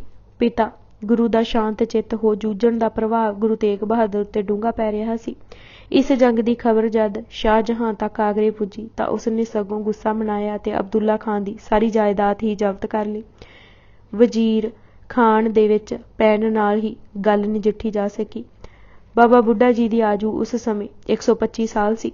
ਮਹਾਨ ਕੋਸ਼ ਅਨੁਸਾਰ ਆਪ ਜੀ ਦਾ ਜਨਮ ਭਾਈ ਸੁੱਗੇ ਰੰਧਾਵੇ ਦੇ ਘਰ ਮਾਤਾ ਗੌਰਾਂ ਦੀ ਕੁੱਖ ਤੋਂ ਅਕਤੂਬਰ 22, 1506 ਈਸਵੀ ਨੂੰ ਕੱਥੂ ਨੰਗਲ ਜ਼ਿਲ੍ਹਾ ਅੰਮ੍ਰਿਤਸਰ ਹੋਇਆ ਸੀ। ਉਹ ਹੀ ਇੱਕ ਐਸੇ ਵਿਅਕਤੀ ਸਨ ਜਿਨ੍ਹਾਂ 8 ਗੁਰੂ ਸਾਹਿਬਾਨਾਂ ਦੇ ਪ੍ਰਤੱਖ ਦਰਸ਼ਨ ਕੀਤੇ ਸਨ ਅਤੇ 5 ਨੂੰ ਗੁਰਗੱਦੀ ਸੌਂਪਣ ਦੀ ਮਰਿਆਦਾ ਨਿਭਾਈ ਸੀ। ਆਪਣਾ ਅੰਤਿਮ ਸਮਾਂ ਨੇੜੇ ਜਾਣ ਉਹਨਾਂ ਗੁਰੂ ਹਰਗੋਬਿੰਦ ਜੀ ਨੂੰ ਸੁਨੇਹਾ ਭੇਜਿਆ। ਗੁਰੂ ਹਰਗੋਬਿੰਦ ਜੀ ਉਸੇ ਸਮੇਂ ਰਮਦਾਸ ਪੁੱਜੇ। ਗੁਰੂ ਜੀ ਨੇ ਕਿਹਾ, ਤੁਸੀਂ ਗੁਰੂ ਸਾਹਿਬਾਨ ਦੇ ਨਿਕਟ ਰਹੇ ਹੋ, ਕੋਈ ਉਪਦੇਸ਼ ਬਖਸ਼ੋ। ਬਾਬਾ ਬੁੱਢਾ ਜੀ ਦੇ ਨੈਣਾਂ ਵਿੱਚ ਜਲ ਆ ਗਿਆ ਤੇ ਕਿਹਾ, ਪਾਤਸ਼ਾਹ ਤੁਸੀਂ ਇੱਕ ਸੂਰਜ ਹੋ ਤੇ ਮੈਂ ਇੱਕ ਜੁਗਨੂ ਹਾਂ। ਮੈਂ ਤਾਂ ਤੁਹਾਡਾ ਚਾਕਰ ਹਾਂ ਤੇ ਚਾਕਰੀ ਕਰ ਆਨੰਦ ਲੈਂਦਾ ਹਾਂ। ਸਾਰੀਆਂ ਬਰਕਤਾਂ ਦੇ ਮਾਲਕ ਤੁਸੀਂ ਹੋ। ਹੁਣ ਭਾਣਾ ਜੀ ਬੇਟੇ ਦਾ ਹੱਥ ਪਕੜੋ। ਗੁਰੂ ਜੀ ਨੇ ਫਿਰ ਕਿਹਾ, ਤੁਹਾਡੇ ਹਿਰਦੇ ਵਿੱਚ ਗੁਰੂ ਸ਼ਬਦ ਹੈ। ਜਿਨ੍ਹਾਂ ਗੁਰੂ ਨਾਨਕ ਸੁਣਿਆ ਪੇਖਿਆ ਹੈ ਉਹ ਜਨਮ ਮਰਨ ਦੇ ਗੇੜ ਵਿੱਚ ਨਹੀਂ ਪੈਂਦੇ। ਤੁਸੀਂ ਸੁਭਾਗੇ ਹੋ ਜਿਨ੍ਹਾਂ ਗੁਰੂ ਨਾਨਕ ਦੀ ਸੰਗਤ ਮਾਣੀ ਹੈ। ਅਗਲੇ ਦਿਨ ਬਾਬਾ ਬੁੱਢਾ ਜੀ ਨੇ ਤੜਕਸਾਰ ਜਪਜੀ ਦਾ ਪਾਠ ਕੀਤਾ ਅਤੇ ਕੀਤੀ ਛੁੱਟੀ ਨਾਲ ਕਹਿੰਦਿਆਂ ਹੀ 12 ਨਵੰਬਰ 1631 ਨੂੰ ਚੜ੍ਹਾਈ ਕਰ ਗਏ। ਬਿਵਾਨ ਨੂੰ ਇੱਕ ਤਰਫੋਂ ਮੋਢਾ ਗੁਰੂ ਜੀ ਅਤੇ ਬਾਬਾ ਭਾਨਾ ਜੀ ਤੇ ਦੂਜੇ ਪਾਸੋਂ ਭਾਈ ਗੁਰਦਾਸ ਜੀ ਅਤੇ ਅਜੀਤਾ ਰੰਧਾਵਾ ਜੀ ਨੇ ਦਿੱਤਾ। ਗੁਰੂ ਹਰਗੋਬਿੰਦ ਜੀ ਨੇ ਆਪਣੇ ਹੱਥੀਂ ਸੰਸਕਾਰ ਕੀਤਾ। ਗੁਰੂ ਬਿਲਾਸ ਵਾਲਾ ਲਿਖਦਾ ਹੈ, ਚਿਖਾ ਉੱਪਰ ਜਬ ਹੀ ਧਰੀ ਸਾਹਿਬ ਬੁੱਢੇ ਦੇਹੀ ਹਰਗੋਬਿੰਦ ਕੇ ਨੈਣ ਸੇ ਚਲਿਓ ਨੀਰ ਅਸਨੇਹ। ਉੱਥੋਂ ਗੁਰੂ ਜੀ ਕਰਤਾਰਪੁਰ ਚਲੇ ਗਏ। ਗੁਰੂ ਤੇਗ ਬਹਾਦਰ ਜੀ ਨਾਲ ਹੀ ਸਨ। ਉਹਨਾਂ ਤੇ ਬਾਬਾ ਬੁੱਢਾ ਜੀ ਦੇ ਸਹਿਜ ਸੁਭਾਅ ਸਰੀਰ ਛੱਡਣ ਦਾ ਬਹੁਤ ਹੀ ਡੂੰਘਾ ਅਸਰ ਪਿਆ। ਬਾਬਾ ਸ਼੍ਰੀ ਚੰਦ ਜੀ ਦੀ ਮਿਲਣੀ ਵੇਲੇ ਜੋ ਨਿਮਰਤਾ ਗੁਰੂ ਹਰਗੋਬਿੰਦ ਜੀ ਨੇ ਦਿਖਾਈ ਅਤੇ ਜੋ ਪਿਆਰ ਫਿਰ ਬਾਬਾ ਸ਼੍ਰੀ ਚੰਦ ਜੀ ਨੇ ਗੁਰੂ ਪੁੱਤਰਾਂ ਨਾਲ ਕੀਤਾ, ਉਸ ਦੀ ਅਮਿੱਟ ਛਾਪ ਵੀ ਗੁਰੂ ਤੇਗ ਬਹਾਦਰ ਜੀ ਤੇ ਪਈ ਸੀ। ਬਾਬਾ ਸ਼੍ਰੀ ਚੰਦ ਜੀ 13 ਜਨਵਰੀ 1629 ਨੂੰ ਗੁਜ਼ਰੇ ਸਨ। ਬਾਰਠ ਤੋਂ ਸ਼੍ਰੀ ਹਰਿਮੰਦਰ ਅਤੇ ਫਿਰ ਤਰਨਤਾਰਨ, ਸਰਹਾਲੀ, ਖਾਨ ਛਾਪਰੀ ਹੁੰਦੇ ਗੁਰੂ ਹਰਗੋਬਿੰਦ ਜੀ ਗੋਇੰਦਵਾਲ ਪੁੱਜੇ। ਗੋਇੰਦਵਾਲ ਵਿਖੇ ਹੀ ਭਾਈ ਗੁਰਦਾਸ ਜੀ ਨੇ ਟਿਕਾਣਾ ਕਰ ਲਿਆ ਸੀ। ਉਹਨਾਂ ਦੀ ਇਹ ਅਰਦਾਸ ਸੀ ਕਿ ਜਦ ਉਹ ਸਰੀਰ ਛੱਡਣ ਗੁਰੂ ਹਰਗੋਬਿੰਦ ਜੀ ਕੋਲ ਹੋਣ। 13 ਅਗਸਤ 1636 ਈਸਵੀ ਨੂੰ ਆਸਾ ਦੀ ਵਾਰ ਦੇ ਕੀਰਤਨ ਦੀ ਸਮਾਪਤੀ ਉਪਰੰਤ ਭਾਈ ਜੀ ਨੇ ਫਰਮਾਇਆ, ਅੰਤਿਮ ਸਮਾਂ ਆ ਗਿਆ ਹੈ, ਹੁਣ ਕੋਈ ਦੇਰੀ ਨਹੀਂ। ਸਵਾਸ ਨਿਕਲਣ ਤਾਂ ਸਭ ਸੰਗਤਾਂ ਗੁਰੂ ਗੁਰੂ ਕਰਨਾ, ਮੇਰਾ ਕੋਈ ਦਹੇਰਾ ਨਾ ਬਣਾਉਣਾ। ਚਿਖਾ ਤੋਂ ਚੱਕ ਕੇ ਰਾਖ ਬਿਆਸ ਵਿੱਚ ਰੁੜ ਦੇਣੀ। ਗੁਰੂ ਜੀ ਨੇ ਸੰਗਤ ਨੂੰ ਸੰਬੋਧਨ ਕਰਦੇ ਹੋਏ ਕਿਹਾ, ਭਾਈ ਜੀ ਐਸੇ ਗੁਰਸਿੱਖ ਹਨ ਜੋ ਸਿੱਖੀ ਦਾ ਮਾਰਗ ਦੱਸਣ ਵਿੱਚ ਸਹਾਇਕ ਹੋਏ ਹਨ। ਉਹਨਾਂ ਦਾ ਨਾਮ ਅਟੱਲ ਹੈ। ਭਾਈ ਜੀ ਨੇ ਉੱਥੇ ਹੀ ਸੰਗਤ ਵਿੱਚ ਪ੍ਰਾਣ ਤਿਆਗੇ। ਗੁਰਬਿਲਾਸ ਪਾਤਸ਼ਾਹੀ 6ਵੀਂ ਵਿੱਚ ਲਿਖਿਆ ਹੈ, ਨਿਸਾ ਗਈ ਰਵ ਆਈਨੋ ਭੋਗ ਵਾਰ ਕਾ ਪਾਏ, ਭੋਗ ਸੁਖਮਣੀ ਕਾ ਤਬ ਪਾਇਓ, ਪਦ ਪੰਕਜ ਗੁਰ ਕੇ ਲਿਪਟਾਇਓ, ਭਾਈ ਕੇ ਤਬ ਪ੍ਰਾਣ ਬਿਲਾਏ, ਗੁਰਪੂਰਾ ਸੀਸ ਭਾਗ ਬੜ ਪਾਏ। ਇਹ ਵੀ ਲਿਖਿਆ ਮਿਲਦਾ ਹੈ ਕਿ ਬਵਾਨ ਭਾਈ ਭਾਨਾ ਜੀ, ਗੁਰੂ ਜੀ, ਬਿਧੀ ਚੰਦ ਜੀ ਅਤੇ ਜੇਠਾ ਜੀ ਨੇ ਉਠਾਇਆ। ਅੰਤਿਮ ਭੋਗ ਦੀ ਅਰਦਾਸ ਤੱਕ ਗੁਰੂ ਜੀ ਗੋਇੰਦਵਾਲ ਹੀ ਰਹੇ। ਉੱਥੇ ਹੀ ਗੁਰੂ ਜੀ ਨੇ ਫਰਮਾਇਆ ਸੀ, ਕਿਸੇ ਜੀਵ ਦੇ ਜਾਨ ਤੇ ਰੋਣਾ ਪਿੱਟਣਾ ਬਿਲਕੁਲ ਹੀ ਨਹੀਂ, ਭਾਣੇ ਵਿੱਚ ਪ੍ਰਸੰਨ ਰਹਿਣਾ। ਕੋਈ ਨਦੀ ਨਾਲਾ ਹੋਵੇ ਉਸ ਵਿੱਚ ਫੁੱਲ ਪਾ ਦੇਣੇ, ਜੇ ਨਦੀ ਨਾਲਾ ਨੇੜੇ ਨਾ ਹੋਵੇ ਤਾਂ ਸੰਸਕਾਰ ਵਾਲੀ ਥਾਂ ਹੀ ਟੋਇਆ ਪੁੱਟ ਕੇ ਅਸਥੀਆਂ ਉਸ ਵਿੱਚ ਦਬਾ ਦੇਣੀਆਂ। ਸਹਿਜ ਕਰਤੀ ਦੇ ਅਰਥ ਕਰਨੇ। ਇਸ ਤਰ੍ਹਾਂ ਪਰਚਾ ਬਣਿਆ ਰਹੇਗਾ। ਭਾਈ ਗੁਰਦਾਸ ਜੀ ਐਸੇ ਵਿਅਕਤੀ ਹਨ ਜਿਨ੍ਹਾਂ ਗੁਰੂ ਅਮਰਦਾਸ ਜੀ ਦੇ ਸਮੇਂ ਤੋਂ ਹੀ ਸਿੱਖੀ ਪ੍ਰਚਾਰ ਨੂੰ ਹੱਥ ਵਿੱਚ ਲਿਆ। ਜਦ ਗੁਰੂ ਹਰਗੋਬਿੰਦ ਜੀ ਨੇ 2 ਤਲਵਾਰਾਂ ਪਹਿਨੀਆਂ ਤਾਂ ਆਪ ਜੀ ਨੇ ਉਕਤੀਆਂ ਦੇ ਕੇ ਸਭ ਦੀ ਤਸੱਲੀ ਕਰਵਾਈ ਸੀ। ਇਹ ਮਾਣ ਵੀ ਆਪ ਜੀ ਨੂੰ ਪ੍ਰਾਪਤ ਹੈ ਕਿ ਆਪ ਜੀ ਨੇ ਆਦਿ ਬੀੜ ਲਿਖੀ ਸੀ, ਫਿਰ ਸਿੱਖੀ ਆਸ਼ਾ ਸਮਝਾਉਣ ਲਈ ਵਾਰਾਂ ਲਿਖੀਆਂ। ਗੁਰੂ ਅਰਜਨ ਦੇਵ ਜੀ ਨੇ ਇਸੇ ਲਈ ਭਾਈ ਗੁਰਦਾਸ ਜੀ ਦੀ ਕਿਰਤ ਨੂੰ ਗੁਰਬਾਣੀ ਦੀ ਚਾਬੀ ਅਤੇ ਸਿੱਖੀ ਆਸ਼ੇ ਅਨੁਕੂਲ ਕਿਹਾ ਸੀ। ਦੂਜਿਆਂ ਨੇ ਸ਼ਰੀਕਾ ਕਰ ਲਿਖੀ ਹੈ, ਪਰ ਭਾਈ ਜੀ ਨੇ ਸਿੱਖੀ ਆਸ਼ੇ ਨੂੰ ਸਮਝਾਉਣ ਲਈ ਆਪ ਜੀ ਗੁਰੂ ਤੇਗ ਬਹਾਦਰ ਜੀ ਦੇ ਵਿਦਿਆ ਦਾਤਾ ਵੀ ਸਨ। ਇਹਨਾਂ ਦੋਹਾਂ ਬਾਬਾ ਬੁੱਢਾ ਜੀ ਅਤੇ ਭਾਈ ਗੁਰਦਾਸ ਜੀ ਦੇ ਅਕਾਲ ਚਲਾਣੇ ਦੀ ਛਾਪ ਕੁਦਰਤੀ ਗੁਰੂ ਤੇਗ ਬਹਾਦਰ ਜੀ ਦੇ ਕੋਮਲ ਹਿਰਦੇ ਤੇ ਪੈਣੀ ਸੀ ਤੇ ਪਈ। ਗੁਰੂ ਹਰਗੋਬਿੰਦ ਜੀ ਦੇ ਨਾਲ ਗੁਰੂ ਤੇਗ ਬਹਾਦਰ ਜੀ ਰਹਿੰਦੇ ਸਨ। ਹਰ ਮੁਹਿੰਮ, ਹਰ ਪ੍ਰਚਾਰ ਦੌਰੇ ਤੇ ਉਹ ਨਾਲ ਸਨ। ਤੀਜੀ ਜੰਗ ਮਾਲਵਾ ਵਿਖੇ ਨਥਾਣਾ ਦੇ ਸਥਾਨ ਤੇ ਹੋਈ। ਇਸ ਵਿੱਚ ਵੀ ਗੁਰੂ ਪਾਤਸ਼ਾਹ ਨੂੰ ਕਾਮਯਾਬੀ ਮਿਲੀ। ਲੱਲਾ ਬੇਗ ਮਾਰਿਆ ਗਿਆ ਅਤੇ ਫੌਜਾਂ ਭੱਜ ਉੱਠੀਆਂ। ਇਸ ਜੰਗ ਉਪਰੰਤ ਸ਼ਾਹਜਹਾਨ ਨੂੰ ਬਹੁਤ ਹੀ ਕਿਹਾ ਗਿਆ ਕਿ ਇੱਕ ਵੱਡਾ ਸਿੱਧਾ ਹਮਲਾ ਗੁਰੂ ਹਰਗੋਬਿੰਦ ਜੀ ਤੇ ਕੀਤਾ ਜਾਏ। ਉਸ ਪੰਜਾਬ ਆਉਣ ਦਾ ਪ੍ਰੋਗਰਾਮ ਬਣਾਇਆ, ਪਰ ਵਜ਼ੀਰ ਖਾਨ ਦੀਆਂ ਦਲੀਲਾਂ ਨੇ ਹੋਰ ਕੋਈ ਕਾਰਵਾਈ ਕਰਨ ਤੋਂ ਰੋਕੀ ਰੱਖਿਆ। ਨਥਾਣਾ ਤੋਂ ਗੁਰੂ ਹਰਗੋਬਿੰਦ ਜੀ ਕੀਰਤਪੁਰ ਆਏ ਅਤੇ ਉੱਥੇ ਹੀ ਭਾਈ ਲਾਲ ਚੰਦ ਅਤੇ ਮਾਤਾ ਬਿਸ਼ਨ ਕੌਰ ਦੀ ਲੜਕੀ ਬੀਬੀ ਗੁਜਰੀ ਨਾਲ ਗੁਰੂ ਤੇਗ ਬਹਾਦਰ ਜੀ ਦਾ ਰਿਸ਼ਤਾ ਪੱਕਾ ਹੋਇਆ। ਮਾਰਚ 1632 ਈਸਵੀ ਵਿੱਚ ਸ਼ਾਦੀ ਕਰਤਾਰਪੁਰ ਵਿੱਚ ਹੋਈ। ਕਰਤਾਰਪੁਰ ਵਿੱਚ ਵਿਆਹ ਦੀ ਰੌਣਕ ਅਪੂਰਵ ਸੀ। ਮੇਲੀ ਵੇਲੇ ਜਦ ਭਾਈ ਲਾਲ ਚੰਦ ਜੀ ਨੇ ਅੱਗੇ ਵੱਧ ਕੇ ਗੁਰੂ ਚਰਨਾਂ ਤੇ ਸਿਰ ਨਿਵਾਇਆ ਤਾਂ ਗੁਰੂ ਜੀ ਨੇ ਆਪੂ ਪਕੜ ਕੇ ਛਾਤੀ ਨਾਲ ਲਗਾਇਆ। ਆਨੰਦ ਕਾਰਜ ਉਪਰੰਤ ਭਾਈ ਲਾਲ ਚੰਦ ਜੀ ਨੇ ਆਪਣੀ ਬੱਚੀ ਨੂੰ ਪਤੀ ਦੀ ਹਰ ਸਮੇਂ ਸੇਵਾ ਕਰਨ ਦੀ ਸਿੱਖਿਆ ਦਿੱਤੀ। ਗੁਰੂ ਤੇਗ ਬਹਾਦਰ ਜੀ ਅਤੇ ਗੁਜਰੀ ਜੀ ਦੀ ਜੋੜੀ ਬਹੁਤ ਸੁੰਦਰ ਲੱਗ ਰਹੀ ਸੀ। ਹਰ ਕੋਈ ਕਹਿ ਰਿਹਾ ਸੀ ਕਿ ਵਿਧਾਤਾ ਨੇ ਆਪੂ ਸੁੰਦਰਤਾ ਵਿੱਚ ਡੁਬੋ ਘੜੀ ਹੈ। ਕਹਿ ਤੇਗ ਬਹਾਦਰ ਜੋਰੀ ਬਿਦ ਰਚੀ ਰੁਚਿਰ ਰੁਚੀ ਬੋਰੀ। ਜਦ ਬਰਾਤ ਵਾਪਸ ਟਿਕਾਣੇ ਰਵਾਨਾ ਹੋਣ ਲੱਗੀ ਤਾਂ ਭਾਈ ਲਾਲ ਚੰਦ ਜੀ ਨੇ ਨਿਮਰਤਾ ਵਿੱਚ ਕਿਹਾ ਕਿ ਉਹਨਾਂ ਕੋਲ ਗੁਰੂ ਜੀ ਦੀ ਸੇਵਾ ਨਹੀਂ ਹੋ ਸਕੀ ਅਤੇ ਨਾ ਹੀ ਕੁਝ ਭੇਟ ਕਰਨ ਲਈ ਹੈ। ਨਹਿ ਸਰਿਓ ਕਛੂ ਟਿਗ ਮੋਰੋ।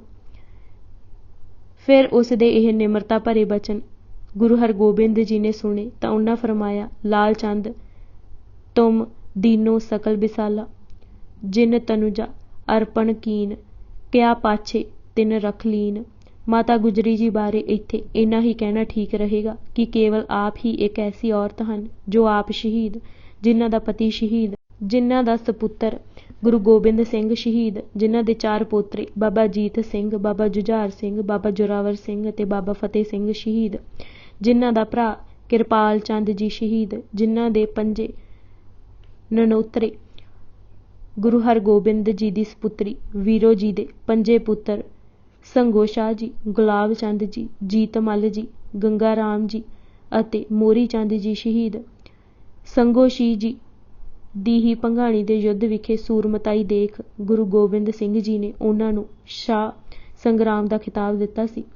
ਦਸਮ ਪਿਤਾ ਨੇ ਜੀਤ ਮੱਲ ਨੂੰ ਹਠੀ, ਗੁਲਾਬ ਚੰਦ ਨੂੰ ਗਾਜੀ, ਗੰਗਾ ਰਾਮ ਨੂੰ ਅਚੂਕ ਨਿਸ਼ਾਨੇਬਾਜ਼ ਅਤੇ ਮੋਹਰੀ ਨੂੰ ਹੌਸਲੇ ਦੀ ਮੂਰਤ ਕਿਹਾ ਸੀ। ਗੁਰੂ ਜੀ ਨੇ ਵਿਸਾਖੀ ਦਾ ਦੀਵਾਨ ਵੀ ਕਰਤਾਰਪੁਰ ਹੀ ਕੀਤਾ। ਇਹ ਦੱਸ ਰਿਹਾ ਸੀ ਕਿ ਪੈਂਦੇ ਖਾਨ ਸਾਜ਼ਿਸ਼ਾਂ ਕਰਨ ਵਿੱਚ ਜੁਟਿਆ ਹੋਇਆ ਸੀ। ਉਸ ਮੌਕਾ ਤਾੜ ਕਾਲੇ ਖਾਨ ਨੂੰ ਨਾਲ ਲੈ ਕੇ ਕਰਤਾਰਪੁਰ 'ਤੇ ਹਮਲਾ ਬੋਲ ਦਿੱਤਾ। ਗੁਰੂ ਜੀ ਵੀ ਫੌਜਾਂ ਲੈ ਕੇ ਮੈਦਾਨ ਵਿੱਚ ਉਤਰ ਆਏ। ਗੁਰੂ ਜੀ ਦੇ ਮਹਿਲ ਮਕਾਨਾਂ ਦੀਆਂ ਛੱਤਾਂ ਤੋਂ ਆਪਣੀ ਅੱਖੀਂ ਇਹ ਜੰਗਾਂ ਦੇਖ ਰਹੀਆਂ ਸਨ। ਗੁਰੂ ਤੇਗ ਬਹਾਦਰ ਜੀ ਦੀ ਆਯੂ ਭਾਵੇਂ ਕੇਵਲ 13 ਸਾਲ ਦੀ ਸੀ, ਪਰ ਉਹ ਵੀ ਮੈਦਾਨ ਜੰਗ ਵਿੱਚ ਨਿੱਤਰ ਪਏ। ਉਹਨਾਂ ਨੂੰ ਟਾਕਰਾ ਕਰਦਾ ਦੇਖ ਸਭ ਹੈਰਾਨ ਹੋ ਗਏ। ਮਾਤਾ ਨਾਨਕੀ ਜੀ ਨੇ ਜਦ ਡਿੱਠਾ ਕਿ ਜੰਗ ਕਰਦੇ ਚਿਰ ਹੋ ਗਿਆ ਹੈ ਤਾਂ ਸੁਨੇਹਾ ਘੱਲਿਆ ਕਿ ਹੁਣ ਵਾਪਸ ਮੁੜ ਆਉਣ। ਤਾਂ ਉਸ ਸਮੇਂ ਮਾਤਾ ਜੀ ਨੂੰ ਕਹਿਲਾ ਭੇਜਿਆ ਕਿ ਜੰਗ ਨੂੰ ਵਿੱਚੋਂ ਛੱਡ ਦੇਣਾ ਅਧਰਮ ਹੈ। ਸੀਸ ਜਾਏ ਤਾਂ ਜਾਏ, ਪਰ ਪੈਰ ਪਿਛਾਂਹ ਨਹੀਂ ਪਾਉਣਾ। ਪੈਂਦੇ ਖਾਨ ਨੇ ਗੁਰੂ ਹਰਗੋਬਿੰਦ ਜੀ ਨੂੰ ਸਿੱਧਾ ਦਵੱਲੀ ਲੜਾਈ ਲਈ ਵੰਗਾਰਿਆ ਕਿ ਤੀਰ ਕਮਾਨ ਛੱਡ ਟਾਕਰੇ ਤੇ ਆਓ। ਪੈਂਦੇ ਖਾਨ ਨੇ ਤਬ ਕਹਿਓ ਗੁਰੂ ਤਜ ਕੇ ਧਨਖੀ, ਦੁੰਦ ਯੁੱਧ ਕਰ ਖੜਗ ਕਾ ਜੇ ਹੈ ਕੁਝ ਅਣਖੀ। ਗੁਰੂ ਜੀ ਨੇ ਕਮਾਨ ਇੱਕ ਪਾਸੇ ਰੱਖ ਦਿੱਤੀ। ਪੈਂਦੇ ਖਾਨ ਨੇ ਵਾਰ ਕੀਤਾ। ਗੁਰੂ ਜੀ ਨੇ ਰਕਾਬ ਤੇ ਰੋਕਿਆ।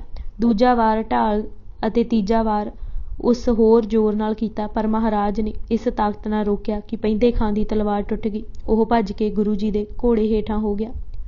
ਉਹ ਇਸ ਕਰਤੱਵ ਵਿੱਚ ਬਹੁਤ ਮਾਹਿਰ ਸੀ। ਉਹ ਘੋੜੇ ਸਮੇਤ ਸਵਾਰ ਨੂੰ ਚੁੱਕ ਕੇ ਜ਼ਮੀਨ 'ਤੇ ਪਟਕਾ ਮਾਰਨਾ ਜਾਣਦਾ ਸੀ। ਇਸੇ ਭਰਮ ਵਿੱਚ ਉਸ ਦਾ ਅਜ਼ਮਾਉਣਾ ਚਾਹਿਆ, ਪਰ ਕਾਮਯਾਬ ਨਾ ਹੋਇਆ।